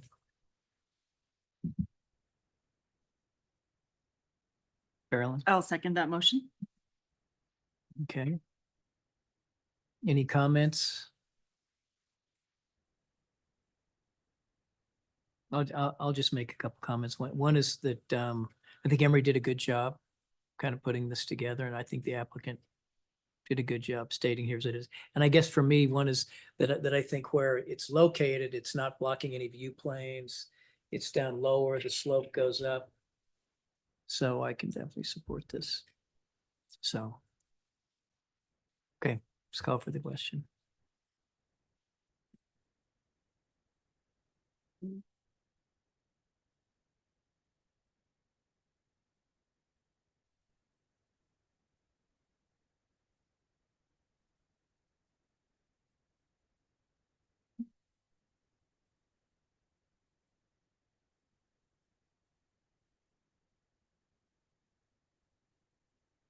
The motion passes unanimously.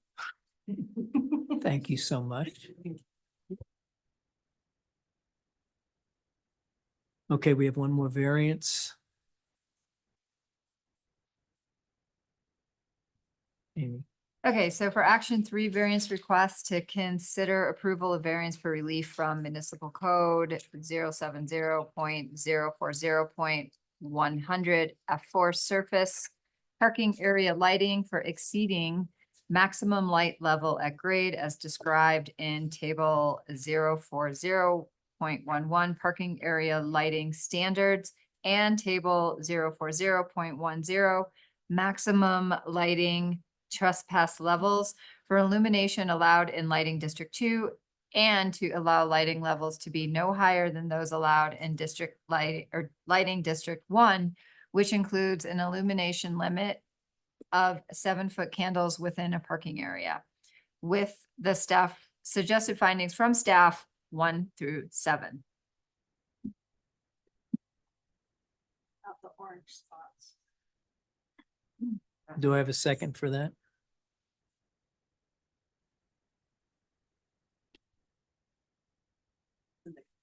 Greg, Yes, I'll second that. Or you or Greg I can, I don't care.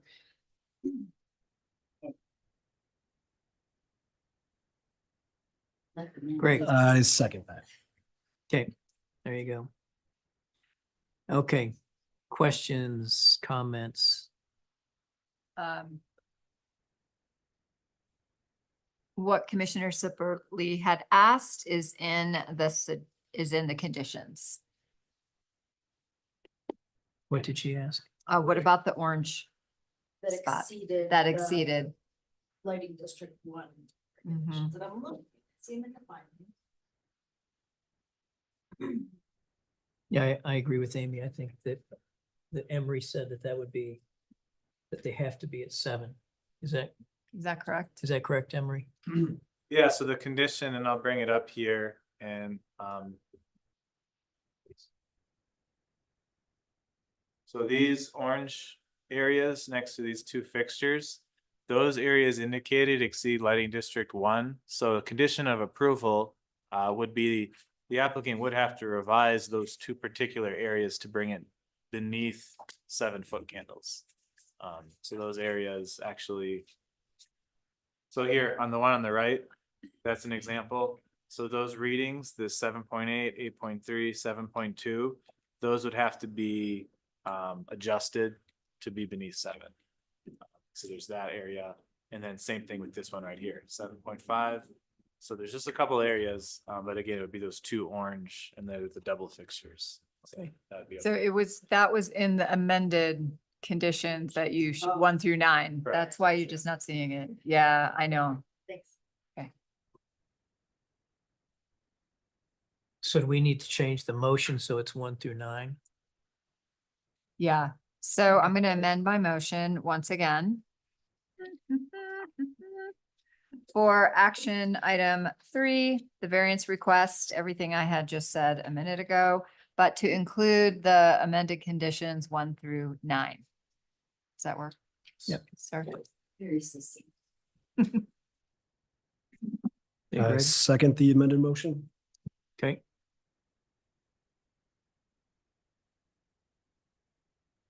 John? To be honest, this is one I have a harder time supporting this variance. I think, it largely has to do with the number of poles and cost of putting more poles in. And I think to a certain extent, it does harm the public, just because what, 16 years ago? Is that when those two other hotels got their variances? We thought it was okay. Our understanding of how light spill and light pollution works has evolved since then. I don't think that's a valid reason to grant this. Not to get too into the weeds, there's an organization called the Illuminating Engineering Society. They put out standards for lighting. If you know ANSI standards, they're an ANSI recognized group. They recommend 1/2 foot candle with a max of 7.5 foot candles with 15:1 uniformity. What we saw today was 83:1. That's IES RP-20-14. That's recommended practice is what RP stands for. Frankly, I don't think we're seeing best practice, and it doesn't meet our code. And for that reason, I don't think I can support this variance.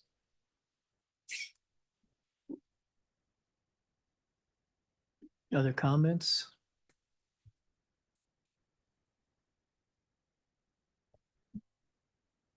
If we do have to grant a variance, I would ask that we maybe add a condition about the color temperature of the lighting.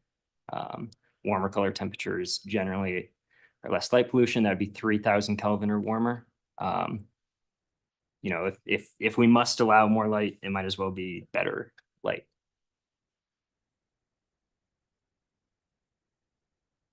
And I guess I would ask about a, I don't know, I'm spacing what the word is, but like a gradient light. I know I've installed those before where when no one is there, the light is less, and when an elk comes in or a deer, it goes up, but yeah, I mean, there's a big difference though from 3-foot candles to 7-foot candles. So I guess that's a big difference. Other thoughts on that, or?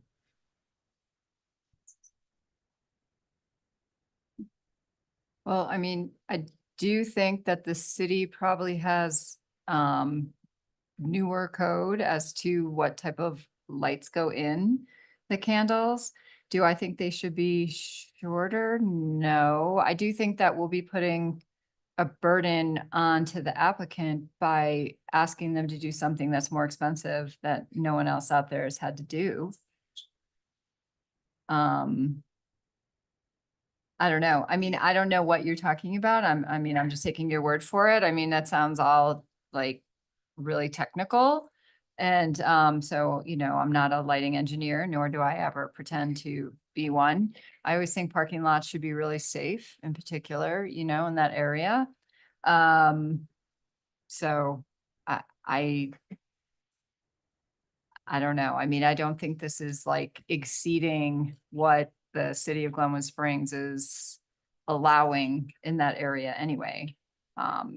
Without really, you know, going back to school and studying lighting engineering.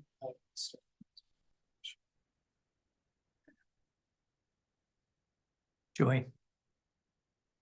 Has the city thought at all about, and I guess I'm posing a question, but maybe my thought is that I can get behind less light for sure. I think that everybody in town kind of sees that area as an eyesore, and light pollution is, you know, on the forefront of everyone's mind. And I guess I would maybe almost task the city to kind of look at that area as a whole and see if there's anything we can work with the established businesses to actually mitigate some of that light pollution as a whole. I don't know what the ramifications are for making this change in the 11th hour. I guess, can we continue a portion of this? I mean, I guess how would that work if we're like approving two of the items? And then we are asking them to go back to the drawing board with a different light requirement? What would that look like? Just work with staff on, Yeah, I mean, I think that. That's for the next or not. I think you have a couple of options here. One, obviously you could continue this and have them come back in a month. Just action. Yeah, but they're not gonna be able to move the rest of the action, just the action item 3, but they're not gonna be able to move the rest of the application on without it. You could adopt some form of an amendment as proposed. The other thing is you could put a soft condition on to work with staff on lowering those light levels by either, increasing the temperature or reducing, the overall foot candles without making it a hard condition, but a work with staff. Or you could deny it and they could appeal it up to council with the rest of the application. Yeah, because we're just a recommendation. recommending. Well, on this, you are the final authority on the variance, but they would appeal to council and that could go up to council at the same time as the major action. Oh, right, correct. And so can I ask, oh, sorry. Carolyn,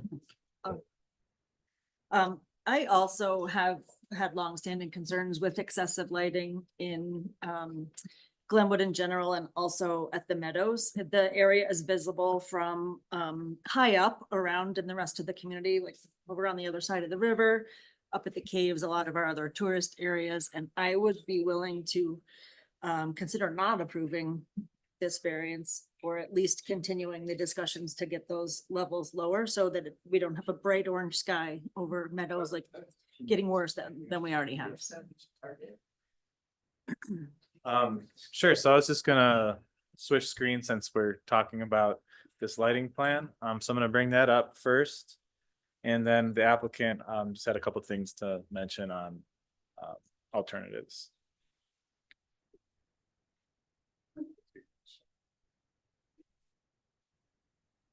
Okay, so here's the lighting plan. And again, I guess it's the only thing I wanted to just mention was when we talk about these levels is the highlighted areas were the in excess. And so there's also 2 across the whole site. So that's just another thing to mention. And then the applicant just had a couple things.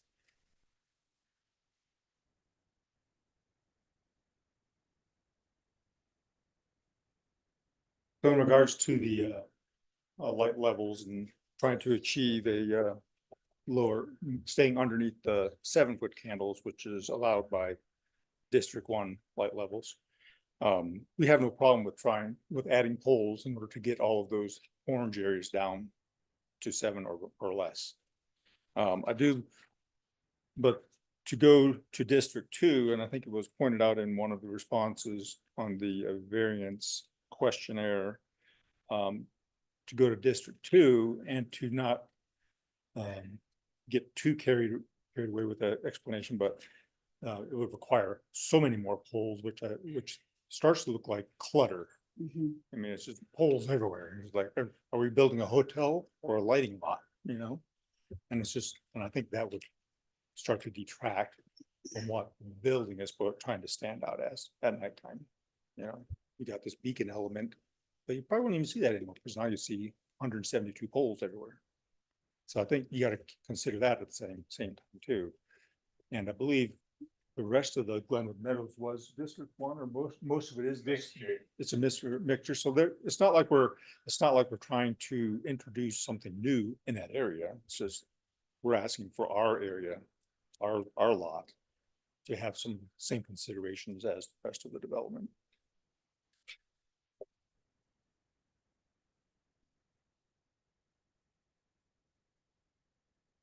Amy. Oh.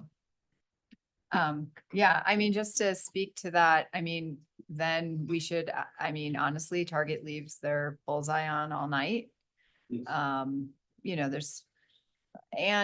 on our conditions, Emery, if you don't mind pulling those back up, sorry, but it's clear, it states specifically, I think, and I'm not saying like this is correct, but it just says revised lighting plan to ensure compliance with parking lot light standards for the actual district.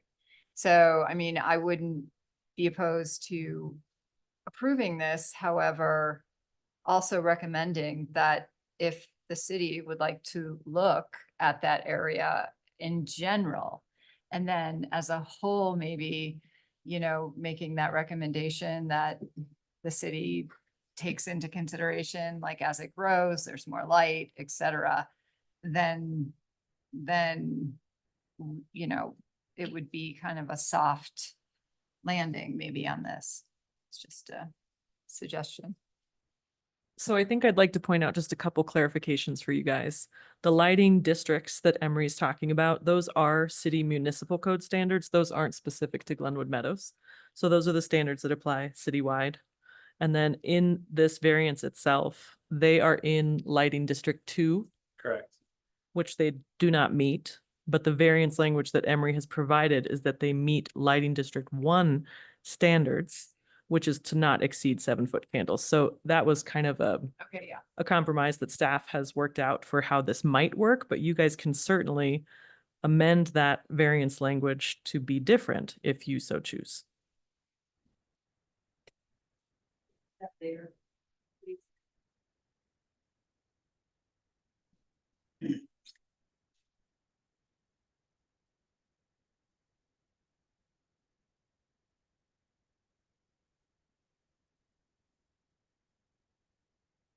Thank you. Yeah. Ooh, look at that. You can see.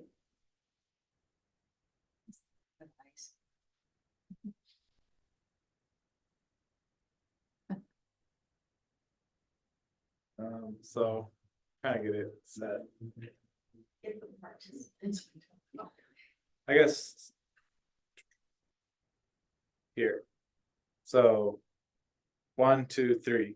This shows the lighting district amounts.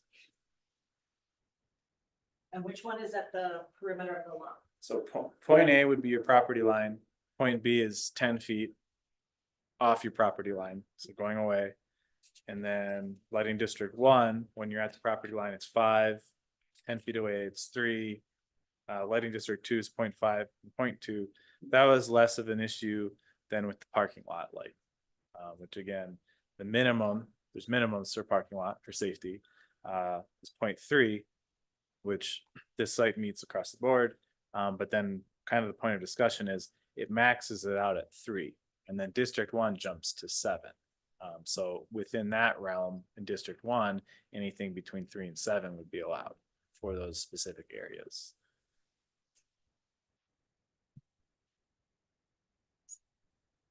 And so the recommendation was that it meet district 1.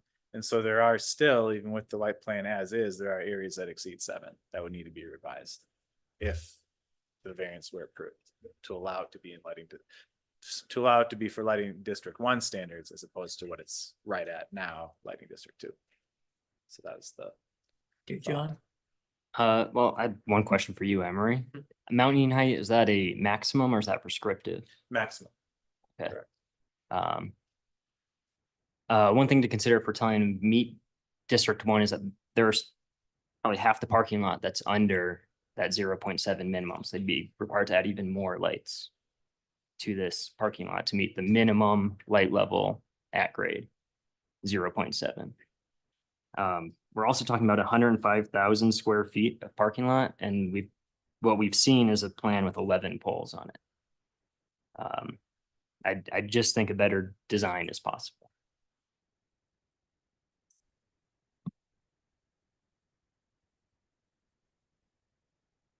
Joy? My head's swimming a little bit. I guess what would you, in an ideal world, in this scenario, like to see? Based off of what you read as a standard, what would be the best practice that you highlighted? Yeah, you. John? Sorry, I was waiting for the microphone. Yep. I mean, I would say the bare minimum meeting that district 2 um, you know, we can't hold them to anything that's above code, right?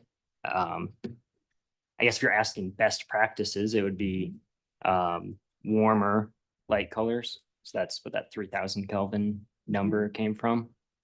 Like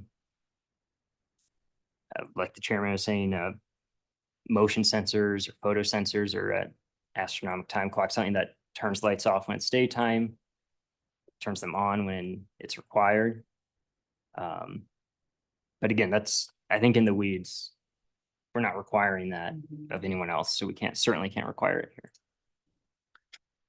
One thing that just occurs to me when I reread this, kind of based on what you're pointing out, the way it's currently worded is revised lighting plan to ensure compliance with parking lot lighting standards for District 1, which illuminates illumination to a maximum of 7-foot candles. I think if the intent, and this is really what my intent was in writing this, was to ensure compliance with parking lot lighting standards for illumination only and not for mounting height. That was the intent of that. So I think maybe just to tighten that condition up. And that's something too. I think the applicant didn't have an interest in doing 35, but I think just for consistency, because that was my intent. That's correct? There wasn't interest. There wasn't interest on the applicant's part in using mounting heights above 20, was my understanding. At one point, but then we realized that the 20-foot height was more appropriate. Okay. And so when you cluster them closer together like that, you get some hot spots, but we can eliminate those hot spots. Okay. Again, that would be a change to the condition as written, just being more specific that lighting District 1 for maximum light levels only, yeah. So it's not open to the mounting height. So are you gonna put that in the conditions?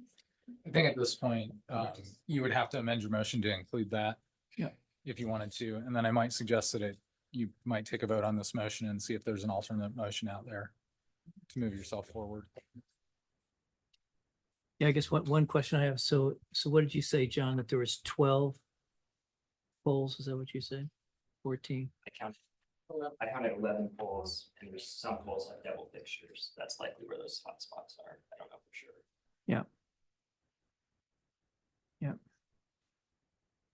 Yeah, I mean, it's above my pay grade as well, trying to figure it out, but it's seems like something worth trying to figure out. Okay. Joy. I would just, on that comment, just point out that, okay, so like right now, that 14 that you're counting isn't in response to trying to achieve the District 1 yet.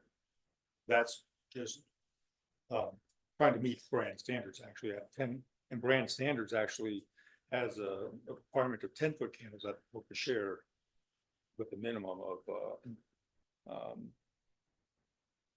1-foot candle. But so in response to if the variance goes through to allow the District 1, yes, we'll have probably a lot more poles in order to get these hot spots down. So that might increase to 20 poles. It just kind of depends on how it all calculates out what the metrics show.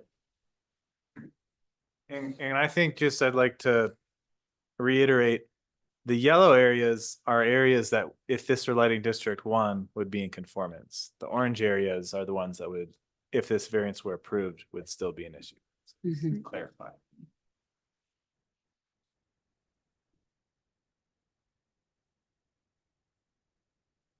Oh, I'm live. I'm kind of at an impasse in my brain. Of course, I want to see the light pollution go down, but I just feel like it seems like a burden to really be restrictive with these guys when the entire area is kind of functioning at that other zone, that light zone 1. I like the idea of adding to the condition that the applicant will work with staff to reduce the light if possible. But I know that's a very vague kind of condition. But again, I would like to see the city. I don't even know if there's anything the city can do on a whole, but as it relates to this application. That's a variant. Yeah, as it relates to this application, in my opinion, it's congruent with the lighting there. I don't feel like it's, I feel like it's a bigger issue and it needs to be addressed as a big issue, not for this individual applicant. So I would be willing to amend my motion to include language to say that the applicant would work with the city and do their best to maybe use warmer lights where applicable, and leave it right there. How does that feel? On the maximum? So I think the other thing Commissioner was saying is to also include the amendment that the variance is only to go to the Illumination standards standard only. only for District 1, specifically not height. So not taller poles. And then to include would you guys like? Noted. Okay. Yeah. Yeah, so then to also include that the variance only go to illumination in District 1 as a part of the amended motion that I just made. Okay. Let's vote on it. Let's see. if it Well, passes. so Greg, you need to accept that. I accept and second that amended motion. Okay. Yeah, and I guess the one thing that, I don't know who said it, some people said that, oh, we need to work with the meadows as a whole. People aren't going to go and change what they had. I mean, I think that's naive and so where do you start? And, I kind of agree with where this conversation's going. It's a cluster there already with all the lighting from across the street and the whole thing. So I don't know, do you burden them, but where do you start? That's the only thing I kind of struggle with a little bit. So anyway, any other comments or? What if we added specific warmer than 3000 K to the amended motion so that it's not big? The one note, and I'll just add this, is that in lighting standards, city code doesn't, it's done in foot candles, and so that's fine. I just am pointing that out. Temperature is not in there. Temperature is not something that we have an active code about. And so while I appreciate it, and I also kind of agree with the sentiment, I'm a little hesitant to recommend that you guys do that because we're kind of just winging it. Yeah, right. Okay. We don't know. Yeah. Okay, so I guess let's vote.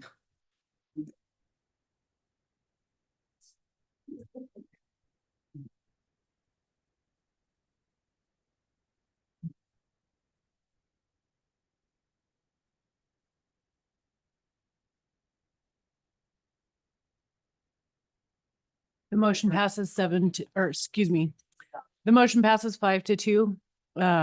Counselor Cowan, yes. Counselor Sims, yes. Counselor Connerton, yes. Counselor Waller, no. Counselor White, yes. Counselor Sipperly, yes. Counselor Houghton, no. Okay, Good work, Tom. Good work. okay, thank you very much. It's good. No, I mean. No, it is good. It's good.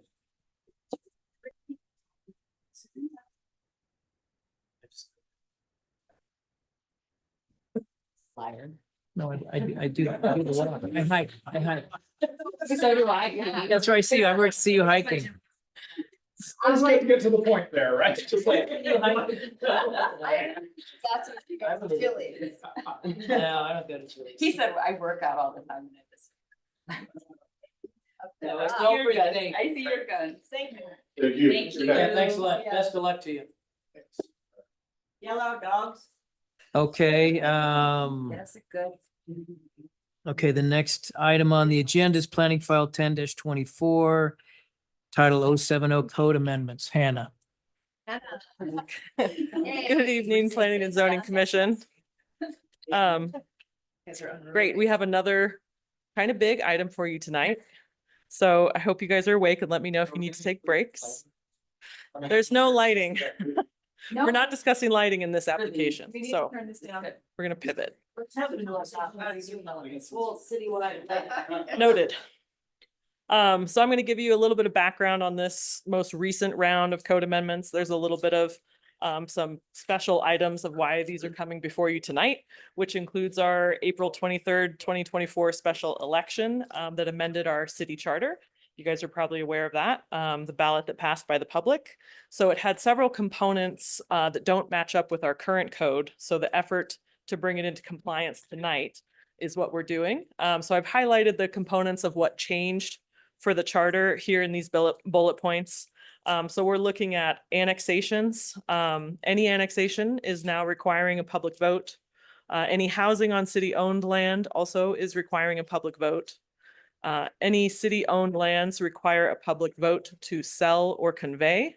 And any development, including more than 4 new dwelling units, so 5 and above, shall be subject to the review of P&Z Commission and approval by City Council. So this is changing a lot of our processes, and we need to amend code to match with what the public approved. So we currently are under a moratorium ordinance that City Council passed for 120 days to complete this code amendment and get the new code in place before we will accept new applications of between units 5 and 24, which is where this major change is occurring. So I'm going to break up tonight's code amendments into kind of 2 sections. That's the big one, changes that we have to make to come into conformance with that. And then the second one, because we never miss an opportunity to clean things up, is our housekeeping. So we have several items that staff has identified need either clarification. We found some spelling errors and some other things that we think you guys could do a great job in changing tonight, and that will go along with these other code amendments. So I'll break them out into 2. Just a very high level overview into these 2. This is the sections that are related to the city charter amendments. The bulk of that's going to happen in Title 7060, which is our administration and procedures. So matching up all of our processes for that new 5 to 24 unit process, which previously, as you are aware, you approved projects from 9 to 24 units. And now you will be a recommending body from 5 to 24. So those approval levels have changed. We've also made the addition of the public vote for our final annexation, and also vacation of right-of-way approvals will also fall into that category. So we've listed new language for any annexation and a vacation of city right-of-way that it indicates a public vote will be necessary. We've also, in implementing this and recognizing that we're changing a lot, we're making smaller units have additional process. Staff has put in an exemption for 3 and 4 units, which is now still in administrative, not touched, to exempt those from our site and architectural plan process. It's not changing any criteria. It's not changing anything that gets reviewed. It's still administrative. It is administrative currently. It's changing how the administrative process works to tighten that up a little bit. And this is actually something that staff was considering long before the special election, as implementing site and architectural plans, which is what a large project does for 3 and 4 units, is a little cumbersome and doesn't work that well. So wanting to change this actually predates what's in front of you, but now is a great opportunity with even more reason to make that slight change. And I'll go into the specifics of these later. Also for you guys, we have removed the call-up procedures for Planning and Zoning Commission. I'm sure you will have questions about that. The call-up procedure is something that in the past, staff has sent you a notification for any projects that aren't necessarily your purview to review and approve. It's administrative. But now that those numbers have changed, keeping the call-up procedure would mean that you have a call-up authority over just 3 and 4 units. And staff is putting forward that perhaps that is not something that we want to keep. It's not as, the scope has been greatly reduced, and we might look at removing that. So we can look at the code section that goes over that very specifically and talk about what that means for you guys and how you feel. Then to come into compliance with that component on the exemption of 3 and 4 units from site and architectural plans, we didn't want to change any criteria that any of these plans are getting approved by. We want that to remain the same. So we did make an amendment to the common open space requirements to make sure that if we exempt 3 and 4 multifamily unit projects from the site and architectural plan, they wouldn't be subject to common open space. So we made a tweak there to include those in the applicability specifically to call them out now that they're not under that other category. Hopefully that makes sense. There's a lot of these that are kind of, you have to go through different sections of code to see what we're talking about. And I will pull those up in specificity after I get through the entire presentation and we can get to the specifics you have questions about. Okay. And so those are the changes that are related to the city charter amendment that we need to make. And then our housekeeping items, as we call them, we have some clarification on retaining walls within setbacks. This is to match up with best practice. So we have traditionally allowed retaining walls to go inside of setbacks. Our definitions actually to the letter of the law make it seem like that's not possible. So we're clearing that up. We've added that it does require Public Works Director and City Engineer approval if someone wants to propose a retaining wall within a setback area. Let's see here. We have a couple little changes related to another one. In 7030, we're clarifying it's a multiple primary permitted uses. And this is actually a best practice from several model codes that we don't have and has created issues in staff application of how buildings actually get designed on lots. So we're adding language that says multiple primary permitted uses can occur on one lot. And I'll get to the specifics of what that really means. That's limited to a range of zone districts, and I'll also explain why.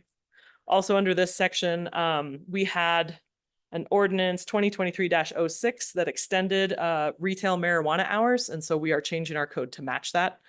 Truly just a housekeeping. They're able to be open till 10 p.m. per that ordinance that was done in 2023. And our code just needs to be updated to match. Under rules of construction, we've made some small changes to the definitions for multifamily and duplex to align better with construction design, which I will show you when I pull up the entire code sections. And 7080 is truly a spelling mistake. There's a word that says mates, and it's meant to be materials. That one's easy. So your review criteria and analysis for code amendments, you shall consider whether and to what extent the proposed amendment is consistent with comprehensive and other city policies, comprehensive plan and other city policies, that it does not conflict with other provisions of the code, necessary to address a demonstrated community need, necessary to respond to substantial changes in conditions, and is in alignment with the general purpose and intent of this code. Staff has provided analysis of that. A lot of these on the charter amendment ones, you can see where the answers are going. It is necessary to address a substantial change that's happened for us to come into compliance. So your review authority code amendment is a legislative decision by City Council. So tonight, Planning Commission is a recommending body. And I just want to point out all of your options.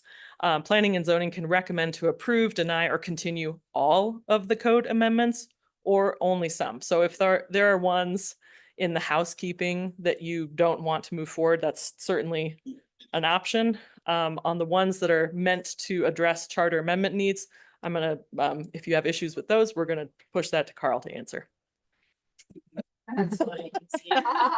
Defer.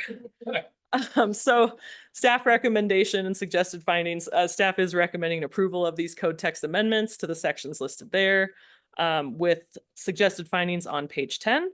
And we've listed them here. And then of course, just so that we're prepared, if you have something different, an alternative motion, I have the words written for you here, Commissioner Connerton. Should you wish to approve Or if you want to go the opposite route, if you would like to motion to deny or recommend denial, I've got the language for you here. I think, yes, that is actually the end of the slideshow. So I think you guys will probably have questions on specific sections. What I wanted to go ahead and do is show you the major section that's getting amended and bring it up with the changes for the charter amendment, so you can kind of see how that plays out. What's it look like here? I got to share a different screen.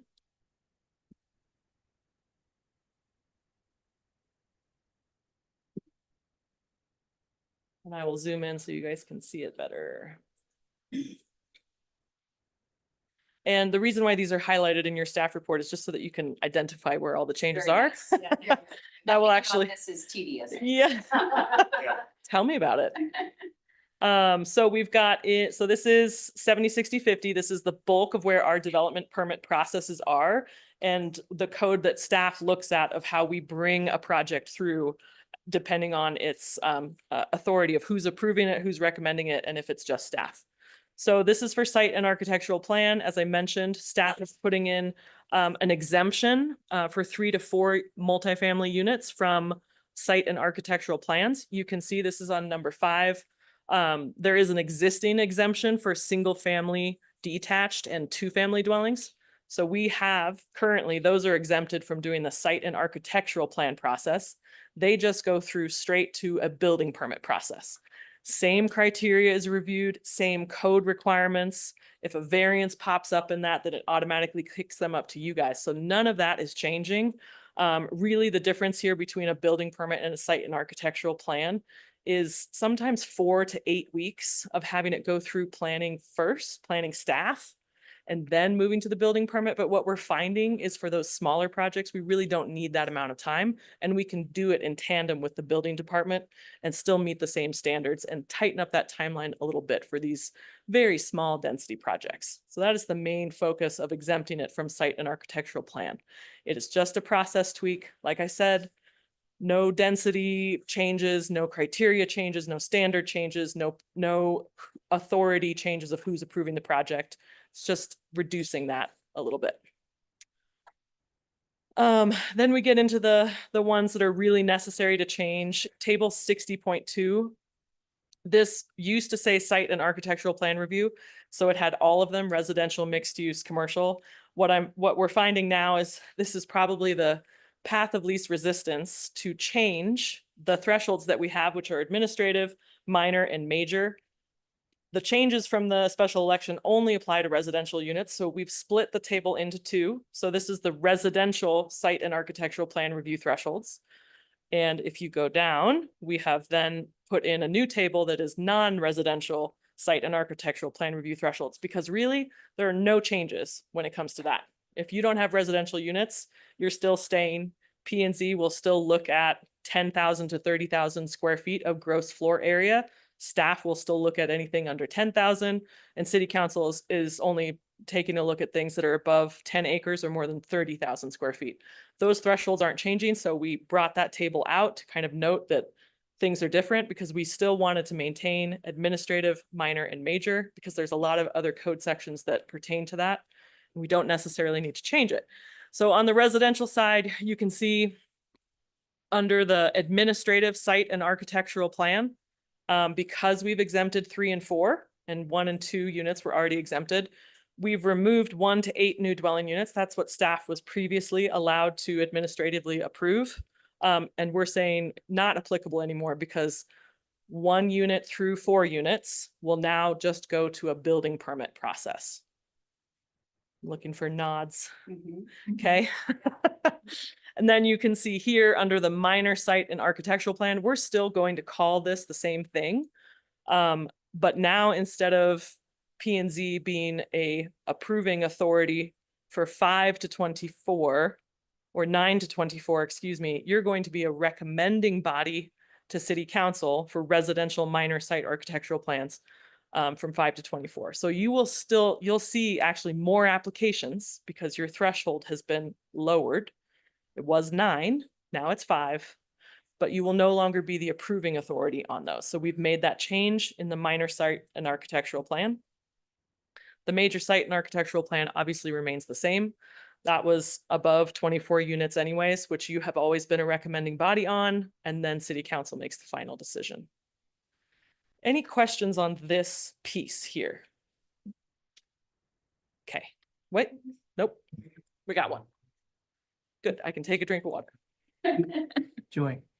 So one of my big concerns about, the things we voted on was this is going to make things a much more costly endeavor for these people that are trying to develop in our town. Does changing the architectural review for those smaller projects, does that kind of give us a way to maybe reduce the cost for those smaller projects, as they won't have to go through that long process? It does, yes. So really that change there is shortening their timeline. As we all know, in the development world, time is money. And so the longer you have to spend changing plans and iterations is going to cost all your specialists that you have on board. And really from a staff's perspective, it's truly not necessary. We're actually kind of struggling with implementing that process as it exists.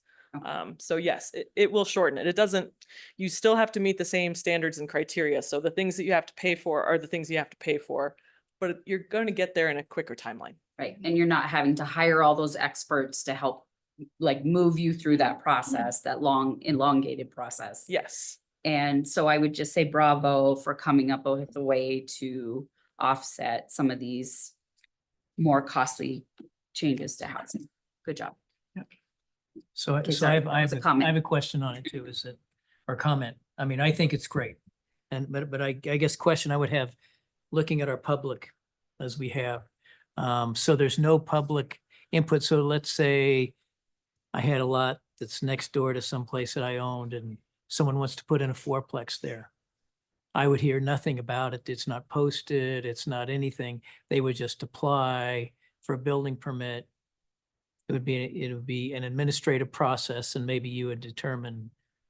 I mean, we're not called up, so call up is kind of a question for me on that. Okay. I mean, I'm good with not being called up, but So you've got, sometimes things are a little dicey. So anyway, those kind of maybe two questions. well, and let me clarify that, because while we're taking away the call-up procedure, as far as public notice goes as a unit threshold, if you guys called something up, which you guys got called in for anything above 3, then it would get noticed. You've never called up, you called up a 8-unit project.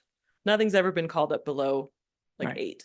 8. And then we had a stipulation, if you guys didn't call it up and it was 5 units or more, that had to go and be public noticed. So now 5 units is going to get public noticed a lot. Right. That's going to change Exactly. no matter what. So the public noticing for projects is going to increase for the changes in the unit counts. And then the call-up procedure is a little separate from that. So Yeah. it's not changing too much, and I'll let Carl. Yeah, and I was just gonna take on to that, Pete. Right now, you wouldn't, as your neighbor, you wouldn't see it if it were a 3-plex. And this is only a 1-unit shift Right. on that. Right. To then, otherwise, we'd have 0 to 3, nothing. You'd have that little slice that would be subject to call up that you wouldn't see otherwise, would be about that 1 single unit. And I agree, the public. I mean, we have a very sensitive. We do have a very sensitive public. I think that's one of those things that I'm not sure the public fully understands, that like a 3-plex could go in without that process. So this is one of those areas where, frankly, from an administrative burden standpoint on Hannah and her team, that change makes a lot of sense, because then it's just a clear line for both the public and for her team and for you guys, that the break line is at 5 units. Yeah. And that's what the focus of the ballot question was at 5 units. Right. Right. So I'm just going to point out, because that was the next change. You can see it was a note at the bottom. Administrative site arc review involving 5 or more units is required to follow public noticing procedure. So that's actually not going to change, because now it has to. That's not going to change. 5 units is going to be public notice now. 5 units is going to be public notice with these changes. Right. Your call-up procedure allows 3 and 4 unit projects currently to possibly get public noticed. So 98.9% of the public noticing requirements is not going to change with this. So the public's ability to comment on 1, 2, 3, and 4 unit projects being located next door is seeing no change, no significant change. Any questions on that? I see a light on. Carolyn. So from what I see here, the process for 1 to 4 units gets easier and moved through community development faster. The 5 to 9 got a little more difficult and is going to take more of you and more time. So we're sort of offsetting so that staff can still do all this and then we can manage the workload, right? That is correct. Okay. You nailed it. Okay, so I'll start moving through the rest of these. This change is just adding that non-residential table. One other question. Yep. Sorry, in the sorry. mixed use, it looks like 9 was struck. Should that say 5 to 24 now? It should, and I believe it does. Yeah, in the staff report. Thank you for pointing that out. And it's hard keeping all these numbers straight.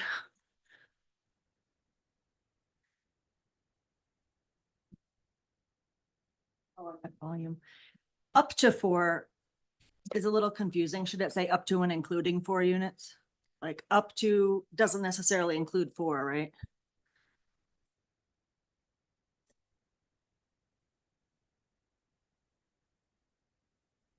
You know, does up to 4 mean 4?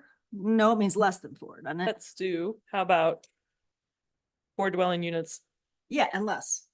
Yeah. Okay. up to 4, up to 4. That means that includes 4. Yes. How about up to and including? Yeah, good specification. No lights, moving on. So this is the planning commission call up that would be removed. And so we also find that for 3 and 4 units to be something that we could tighten up. It adds quite a bit of possible time and an unknown for developers. Like I had mentioned, Planning and Zoning Commission has never called up anything in this unit count. As a body, remember, it takes at least 3 of you to say that you want to call up procedure. So this would be removing that. Planning Commission only has the ability to call up residential projects. Unlike city councils, they can call up a lot more on the commercial side. City council's call up would remain the same. So your call up procedure would be removed. This is also taking into consideration the workload that you're going to see, because you're going to see, as Commissioner Sipperly pointed out, you're going to see more projects because your scope has been broadened. Even though you're only a recommending body now on residential projects, you will see more of them. We want Carhartt jackets. Yeah. Wow, okay. Sorry for interrupting. Put that down. Focus, focus. Okay, moving along. Okay. So that will also actually reduce the amount of work that staff has to do. You might not know this, but accommodating your guys' call-up procedures is a process and a step, and we have to mind several different deadlines at the same time to make sure it's operating per code. So this also reduces that level. The rest are changes basically to accommodate the fact that you are now a recommending body. And let's see here, that's city council call up. So we've changed wording to indicate that Planning and Zoning Commission is the final, where minor site and architectural plans where Planning and Zoning Commission is the final decision maker, because some minor site and architectural plans now you will not be the final decision maker. So that's making it clear. City council is not going to call up something unless you're the decision maker on it, right? That's literally what the process is. You're deciding on this, but I want to, and so I'm taking it, calling it up from you and taking it. So this is just a clarification language. They're not going to call up minor site and architectural plans on the residential side because they are now the approving authority for that larger scope. Moving along. We've made the changes here. We have to change some of these graphics. The tables that show the process, because you can see they indicate planning commission and or city council. And so some of these will need to change as well, to match up with that. Adding some language, because we're splitting minor site arcs into residential and non-residential. So this is matching up with that, and adding a new figure 67 with the changed planning commission review and decision. The post-decision actions also need to be listed with some few changes. Again, just some naming. We've moved the residential minor site architectural review procedure into the major site and architectural plan, because now they are the same thing, but we wanted to keep our categories. So now staff will know if we have a residential minor site, it's processed the same way that a major site and architectural plan is, which means you will be the recommending body and city council will be the approving authority. So 2 public hearings are required now for both of those. You know, Hannah, I've got a question, and maybe this is going back, I don't know, but on the 4 or less units, are there any open space requirements or anything? Or is it just part of the landscaping plan like you would have for any residents, or how does that? So, and that's the other change that I mentioned for 3 and 4 units, which used to be subject to common open space. We wanted to keep that. So that was our way of truly not changing the standards. So it 3 and stays 4 there units. administratively. Yep. Okay, cool. So we wanted to make sure we're shortening the process, but they have the exact same standards, including common open Okay, space, cool. because these are multifamily projects, and staff does believe that that is a valuable criteria in our code to keep. Yeah. Perfect. So we've got some, basically strike through of changing major to minor, minor to major, very straightforward. And then the ones that I want to get to, these are final plans. So 3 and 4 unit multifamily units, site and architectural plans require final plans, which is another process and timeline. So the exemption of 3 to 4 units from that also exempts it from final plans. So it is incorporated into the building permit issuance process. And the final thing I want to show you here is just on the annexation. Oh, that's in a different section. That's in our ordinances. Oh, I should probably save it. I'm going to leave it up so I can save it later. So the other items regarding the ordinances, we'll just go to that language. So this is going to apply to annexations and vacations of right-of-way, which will now take a public vote. So I'll just call your attention to this language here. Annexations require an affirmative vote of the majority of the qualified electors per April 23rd through. We want to share it. Oh, yep. So much to share. I'm looking at you. We love it. I Uh-huh. know, like we get to see you 3 times. Take my word for it. There it is. So this is the language that's going to go on there, which is just describing the new annexation process. A majority vote based on ballot issue 1A that amended the city charter for the annexation process, and a vacation of right-of-way as that is seen as conveyance of city property. Any questions on that piece? So I just want to ask on that. So, and it is what it is, but so a vacation of a right of way, I mean, it could be like a little 30 square foot thing, or I mean, like a little dinky thing. You have to have a vote on that. Yeah, you do. And so I think pragmatically, yeah, so I think pragmatically what that means is we're doing public works projects. And one of the places this is going to make us feel like a much less friendly community than we were before the vote is how we do public works projects when we're doing roads. Because oftentimes there's some horse trading to make the road work better. We give a little, we take a little. Now we just take. That's what this did for us as we're doing road projects in particular, is that there's no give and take, because we're not going to go to an election over 100 square feet along the edge of somebody's property that is incredibly meaningful to them. But underneath this charter amendment, we're just going to take what we need, and there's not going to be any horse trading. So it's going to do 2 things. It's going to make it a little bit more expensive for us to do projects, and we're going to seem a lot less friendly when we do them. So that's like an eminent domain thing where you get Yeah. price, if here's what the worth of that property is. Yeah, And you pay him X amount of money. and I would say that almost every, street project we do, we're trying to clean up the right of way, clean up people's drive, trying to make the project as good as we can for the neighborhood. This is just gonna make this a lot more difficult to do that because we can't give anything now in the course of those negotiations, so. Carolyn, Doesn't that go against what we just voted for? That if the city wants to give up some property, like you're saying, we'll just take it, and the people said, no, we need to vote on that? Yeah, because we can still exercise, so as we're like, say we're doing a right of way, right? Yeah. And there's a job, and we'd like to smooth that up. Yeah.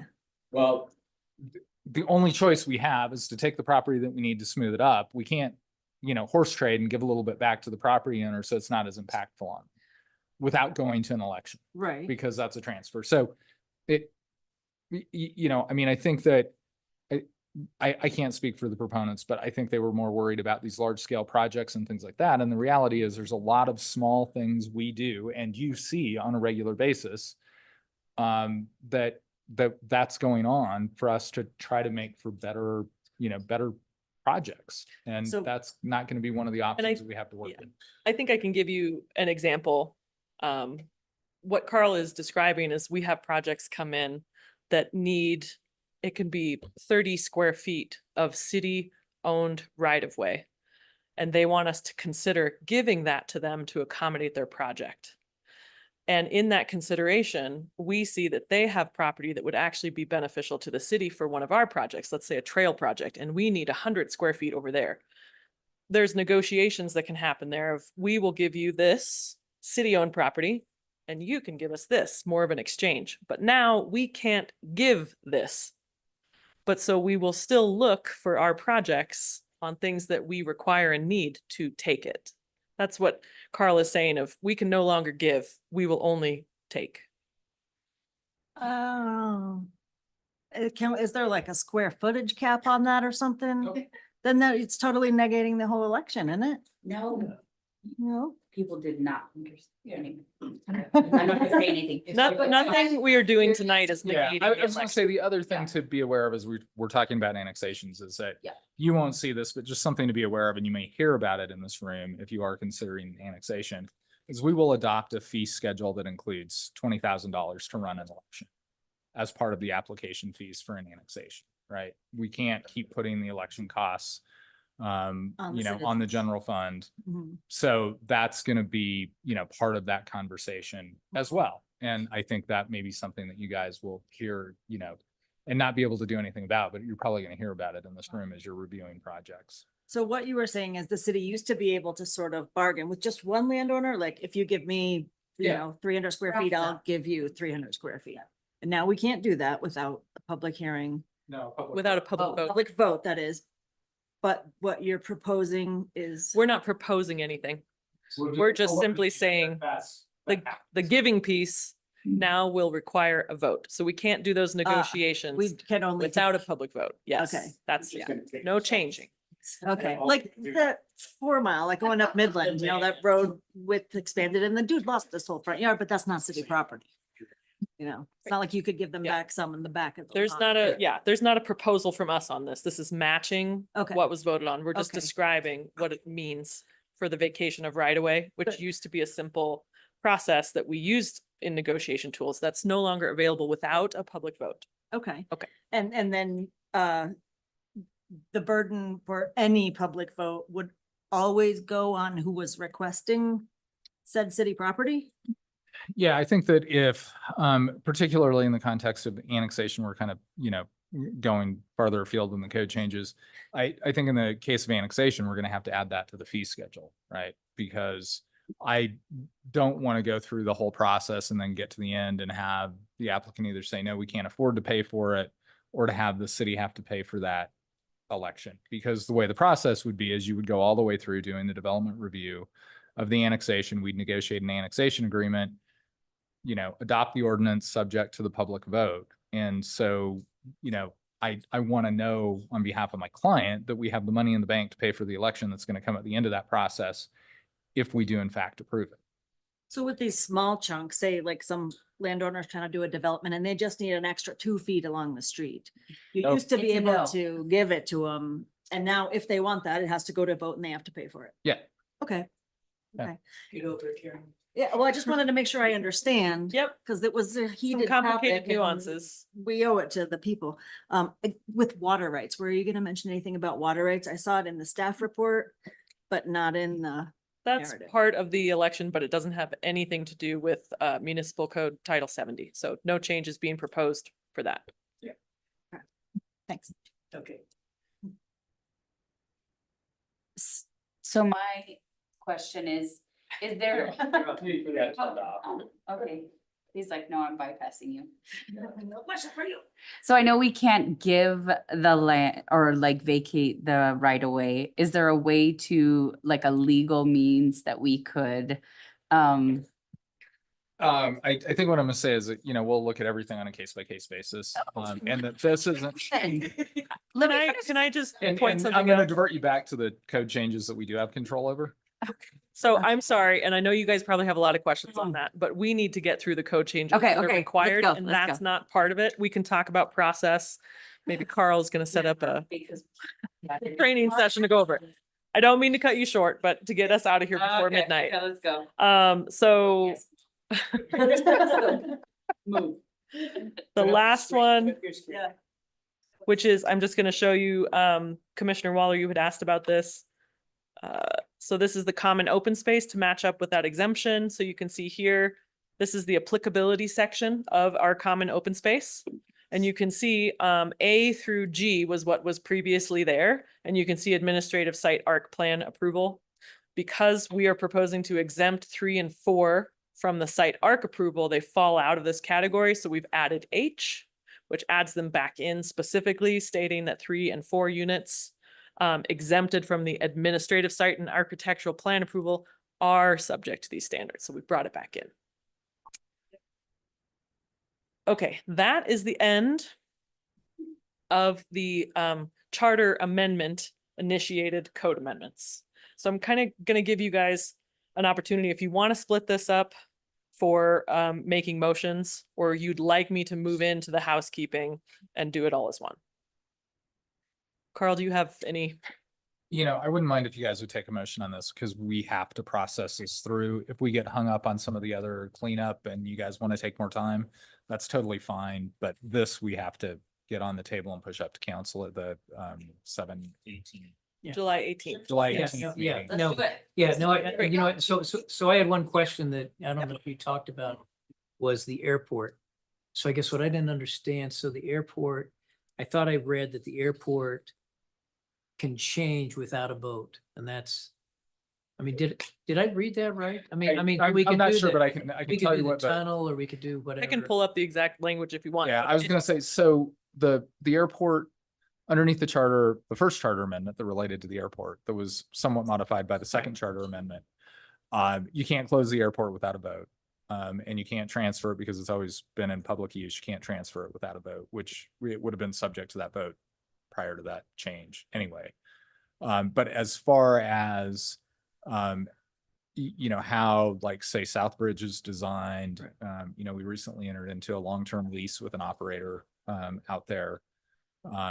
Part of that lease is an acknowledgement that there may be periods of time when the airport is temporarily closed to allow for construction of Southbridge. So if you're not changing, I mean, the land is still owned by the city. You're just changing how it's being used or whatever. Change in so use underneath the Change in charter use, would but it's still still- require a vote. It's still part of the city, so that would. be Still part of fine. the city, yeah. Okay, And okay, I'm good with it. And just for clarification, that has no changes in Title 70 related to airport. Yep, okay, that's what I read. Okay, thanks. So are we gonna vote on, I'd say yes, let's vote on this right now. If you want me to bring up the list of those changes so you can look at it, I'm happy to do so. Why don't you bring up your, Recommendation. exactly, your, Exactly. exactly. However, it doesn't really include 10 through 14, does it? Or 10 through 24? Your line, or what we're gonna vote on? No, it does. Oh, yes, Yeah. okay, yeah, through 24. So, yeah, pull up the, yeah, there's your, exactly, pull that up. No, you're not doing that. Okay.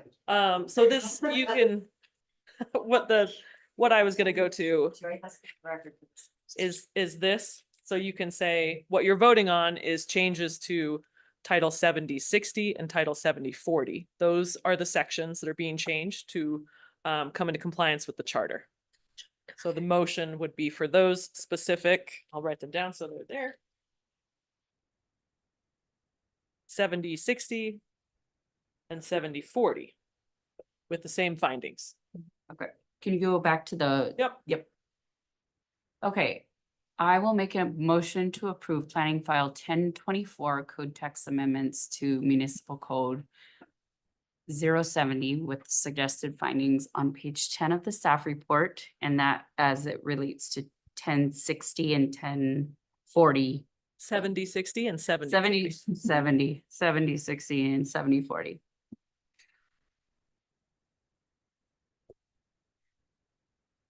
I'll second that motion. Okay, motion and a second. Any conversation? Call for the vote.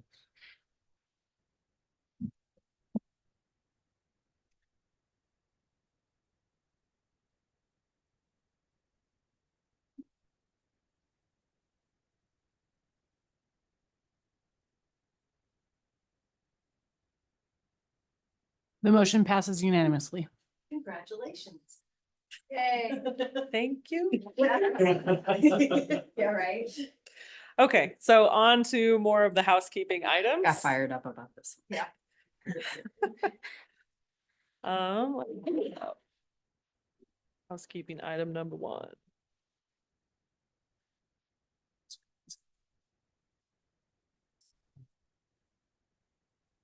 Go back here and share.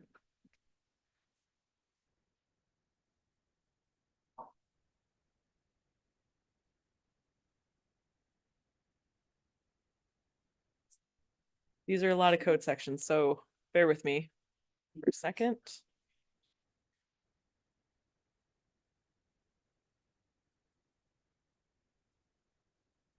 Measurements and exceptions. So this is that big enough for you guys? Yeah, get in a little bit tighter.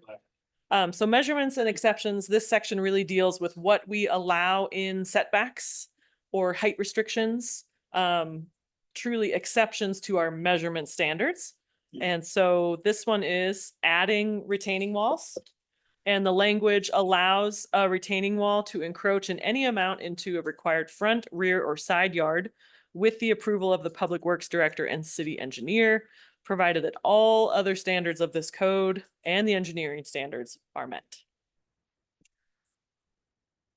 So I have a question. Yep. So many times a retaining wall is a structurally designed massive freaking thing, Yes.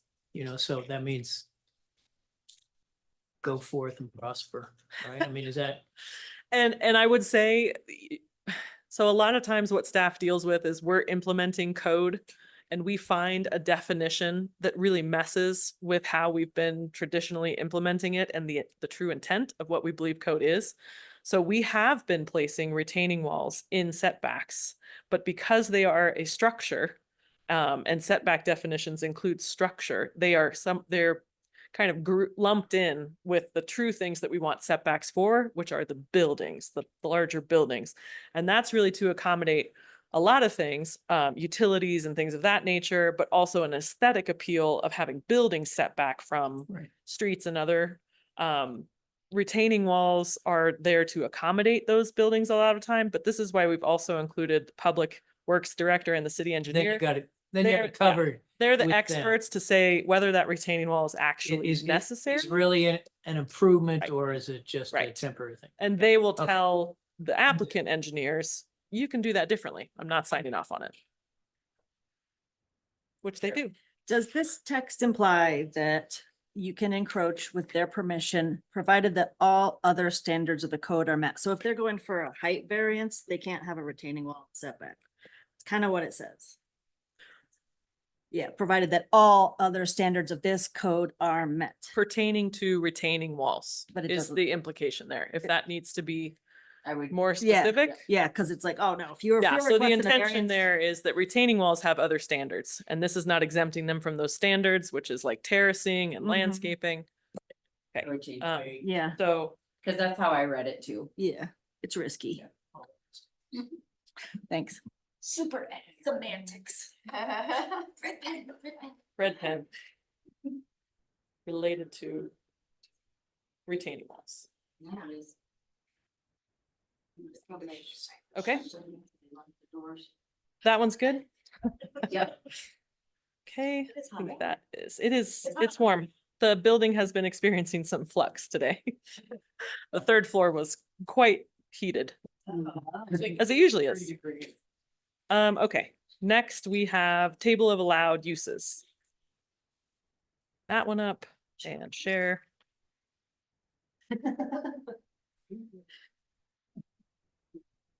Okay, table of allowed uses. The change that's happening here is in the description before you get to, sorry, I didn't highlight this one. This is adding language for multiple primary uses permitted. Multiple primary uses on one lot shall be allowed in the RM2, RH, RT, M1, M2, M3, CO, and RE zoning districts. If each individual use is allowed in that zoning district, and all uses can be accommodated within the zoning district's dimensional standards and comply with all the use-specific conditions or standards required for any of those principal uses. That very long sentence is related to, and all other conditions as applied for. This one was more specific. So thank you, Commissioner Sipley, on that last one. What this is getting at is what staff has run into with how this, without this condition being implemented, it restricts how buildings can actually be designed on a lot. Multifamily buildings is also in here. Single family dwellings. You cannot locate two single family dwellings on one lot without this provision being entered into code. This does not change, I've been saying this a lot, this does not change density. You still have the same square footage requirements. So you'd have to have a bigger lot if you wanted to have multiple single family detached dwellings occur. But what we're experiencing is our code is very inflexible in how that gets designed, and it doesn't allow for that to occur now. An example of this is like cottage homes. If you had the space, we could not allow you to place 7 cottage homes on one lot. You'd have to subdivide it because our code doesn't allow for that currently.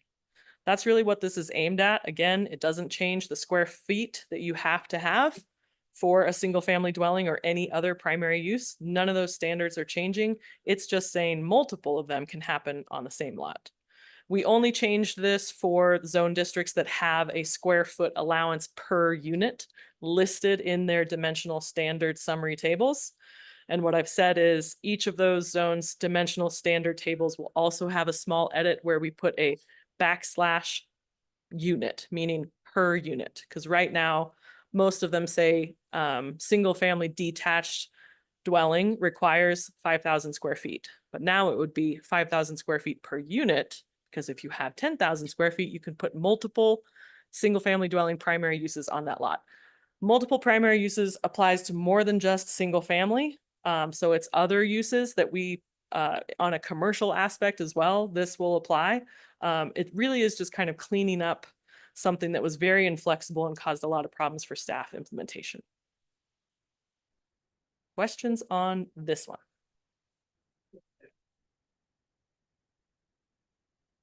Let me know if one comes up. Oh, we will. You're Okay. not question heavy. I think that's why you increased the heat. I know. Whew, I'm working up here, guys. I'm working. We'll see that. Use specific standards is our next one. You guys are so much fun. And this is the one related to medical marijuana businesses. So we are aligning with the previous ordinance that changed open business hours from 7 p.m. to 10 p.m. 8 a.m. 10 p.m. Yeah. So only the late hours were changed by the ordinance in 2023. So really this is just cleaning that up to match. Okay. Next, I'm glad I numbered these. Number 9. multifamily definition. And this, I'm sad to see that Emery is no longer with us because this is his baby. And he's been working on this for a long time. It's something that staff has looked at changing because again, it's something where we get to where something makes sense and then we read the definition and we realize, oh, we can't actually do that. So this is changing the definition for dwelling multifamily and dwelling two-family duplex. So the dwelling multifamily change, currently it reads a building located on a single lot, including 3 or more dwelling units. We are changing that to say a building or buildings located on a single lot, including 3 or more dwelling units. And what we're really getting at here is in our application now, we've had lots that are in a multifamily allowable district. They've got the density allowances, and we can only allow them to put buildings with 3 or more units. But we have ones coming in that want to provide architectural and housing variety. So a 3-unit one here and a 2-unit one here, we can't do that. We can't actually allow the duplex because it doesn't meet multifamily dwelling definition. So we've changed it to say you're considered a multifamily project if you have 3 or more units, which aligns with the other sections of our code. How you put those units on your lot, the configuration of the buildings, you can have a 2-unit here, a single unit here, a 3-unit building here, which really aligns with our housing variety standards later on in the code, which actually was made a pretty big deal a while back of something that we really want. So it's allowing for that to happen, which currently we realized we can't do because it's not in the definition. So these are 2 tweaks to definitions to allow that. Again, this does not increase density. This does not decrease the amount of square footage that you need to put these things there. It allows you more flexibility in how you design those buildings. And I'll scroll down for the dwelling, 2-family. So it used to say 1 building on 1 lot designed as a single structure.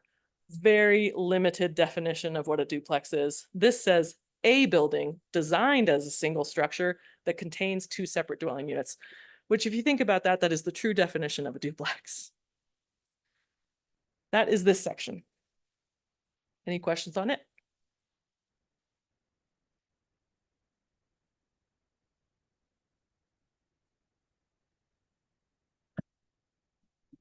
Okay. What's in there? I plead the 5th. I think we're almost at our last one. Yes, number 10 for housekeeping. This is the super simple one. Mates. Mates. I don't know what mates refers to. Friends. Friends. Okay. This is actually in our matters of state interest procedural section.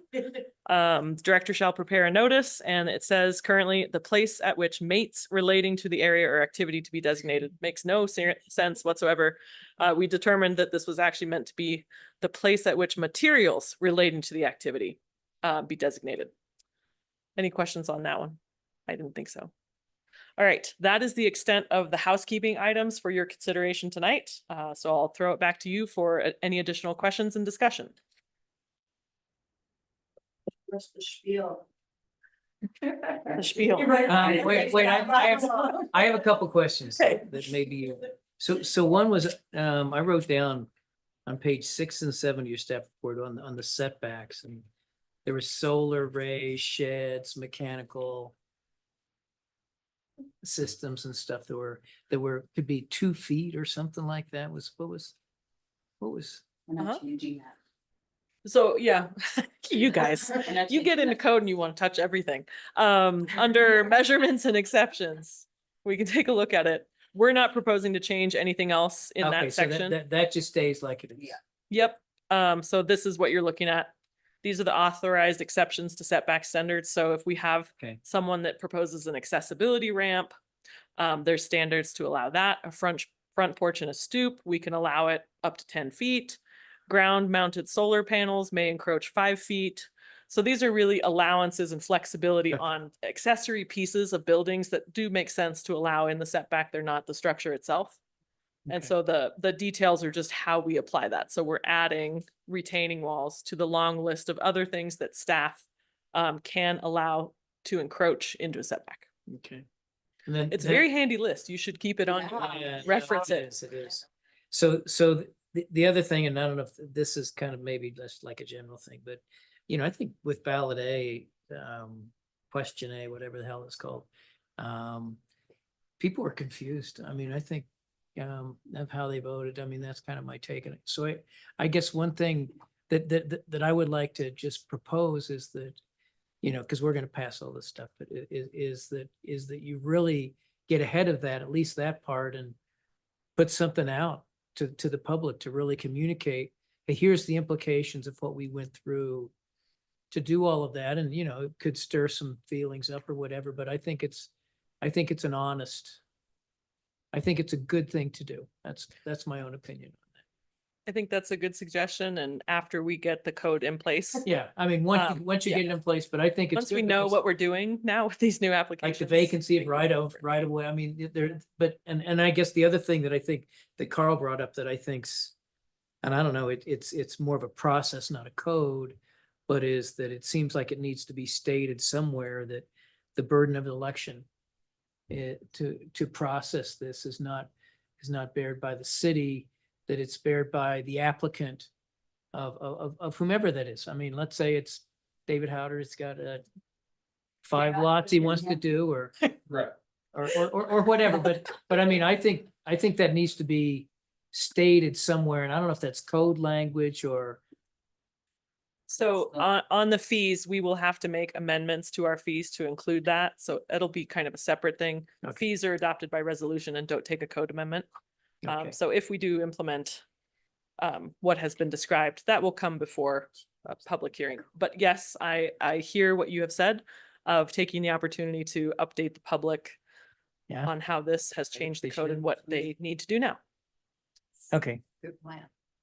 I want to piggyback on what Pete just said. The citizens were like, we all want to do this. And I think it would add to the transparency that I think they were asking for, to let them know that we've just hashed all this out and made our code match what their wishes were, like maybe the news release or Brianna, and point out those implications, and then mention that the election's paid for by whoever's requesting stuff, just for transparency and to build trust.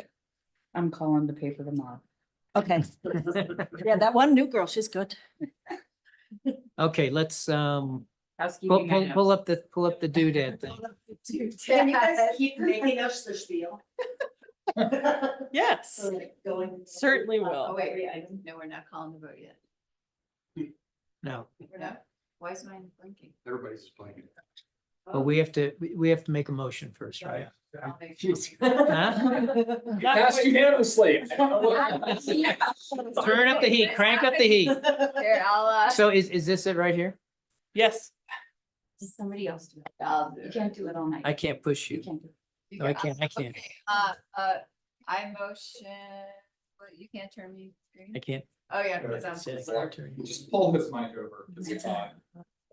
I motion to approve planning file 10 through 24 code text amendments to municipal code 070 with the suggested findings on page 10 of the staff report, housekeeping items for, do I need to no, I do not. That's do I? good. It covers it all. I don't know. Can you such a second? I'll second. Any questions? Yeah, let's call the vote. No drinks tonight. I'm gonna try this technique at council. It's like we're just gonna put up a vote. Everybody's like, No, crank up the heat. And I'm like, just second, Pete. Motion is passed unanimously. Hey. Yeah. That's all I've got for you. I'm gonna sit down over there now. Good job. Good job, Hannah. Good job, Hannah. Thank you. No good deed goes unpunished. They turned up the heat. Okay, we are now to commissioner comments. Gregory. I just, thank you, staff. I wish Emery was here. Push your- Oh. He's going to be happy. Thank you, Hannah, Carl, and I wish Emery was here to say thank you. He's always so thorough. I really appreciate that. Thank you. John? You got anything?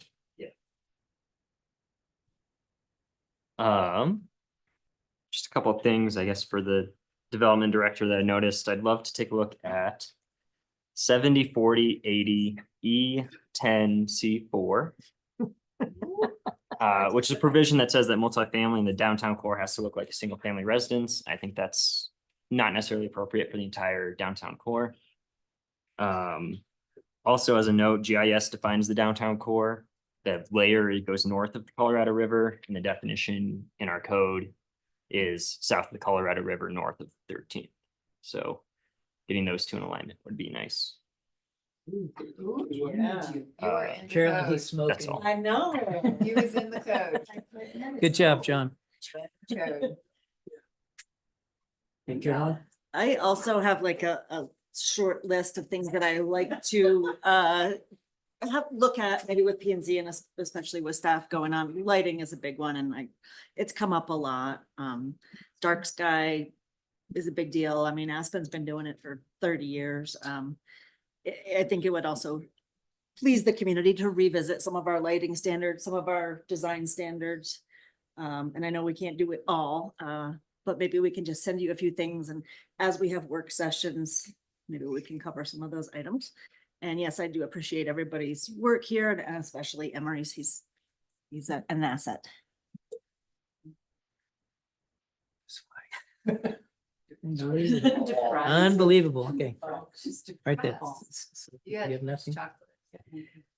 Okay, and I kind of second the lighting, and it's back in wherever it is somewhere, but I think there's more advanced lighting things that someday we should look at, but and then I got involved with the strategic communication and engagement process, and maybe when you're up, if you could just talk at that group slate that's doing that, of what that is. So that's all I have. And I also agree, Emery did a good job. I'm going to send him a note. Give that boy a almond joy. Well, speaking of, I'm glad that you all like Emery so much. So I give you updates on staffing and things, and I'd like to congratulate Emery on being promoted to senior planner. God, scared us. That's where I thought that would go. How you made it sound? Like, did I not? I'm like, oh God. You get to grill me for hours. I get to keep you on the edge of your seat. We also have hired our new economic development specialist, Jacob Zook. So you will hopefully get to meet him sometime. He's going to be doing awesome things for the city, and he is also awesome himself.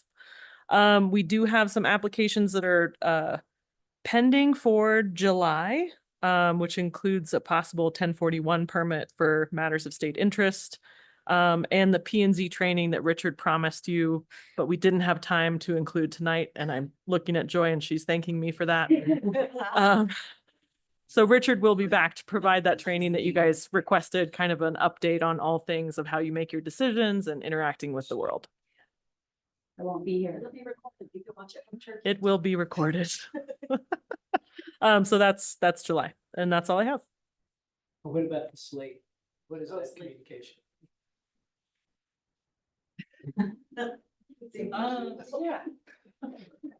So one of council's strategic goals was to increase their capacity on communications and outreach. So the city went out through an RFP process, ultimately hired Slate, who is a communications firm, to help do that. Slate actually works with they have a strong municipal local government background in their management team. So they were a really good fit. They've hit the ground running on a number of projects. A lot of it is centering around education, talking about what the city is doing. They're going to be integral to, the city isn't going to be advocating on any potential, say, tax measure in the fall, but as far as getting out information about projects that have been completed, work that is ongoing, work that can get done, they're going to be helping with that public education and outreach on that as well.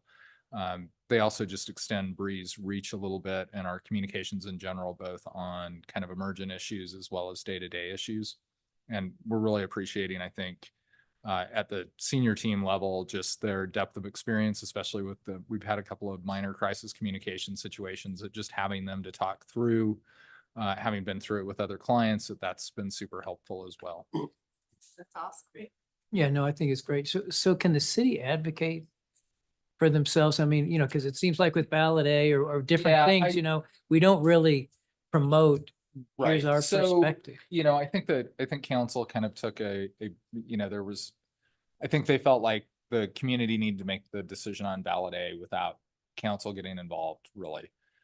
What you will see if they are looking at the street taxes coming up for renewal, it's incredibly important financially to the city that be renewed in order to keep, you know, moving forward on maintenance and repair and replacement of streets. What you will see is, on campaign finance, we were limited to talking about the facts. So we can tell you all of the things that will happen with it. What we cannot say is, and that's why you should vote yes, or that's why you should vote no. So you will see us continuing to do that. The one advocacy piece that council can do is they can adopt a resolution of support, which if they're moving forward with it, I anticipate they would do in early September or maybe a little bit closer to the election. Certainly there again, any of us who are involved with the city, you have a free speech right to go out there and advocate for it on your own time, with your own email, with your own phone, all of those kinds of things. And I imagine you will see, you know, you may see some involvement from either boards and commissions or electeds around that, but they're doing that not as a representative of the city, but as just an individual. Yeah. Okay, thanks. There you go. Daddy, So that's a wrap. So hard. Feeling up.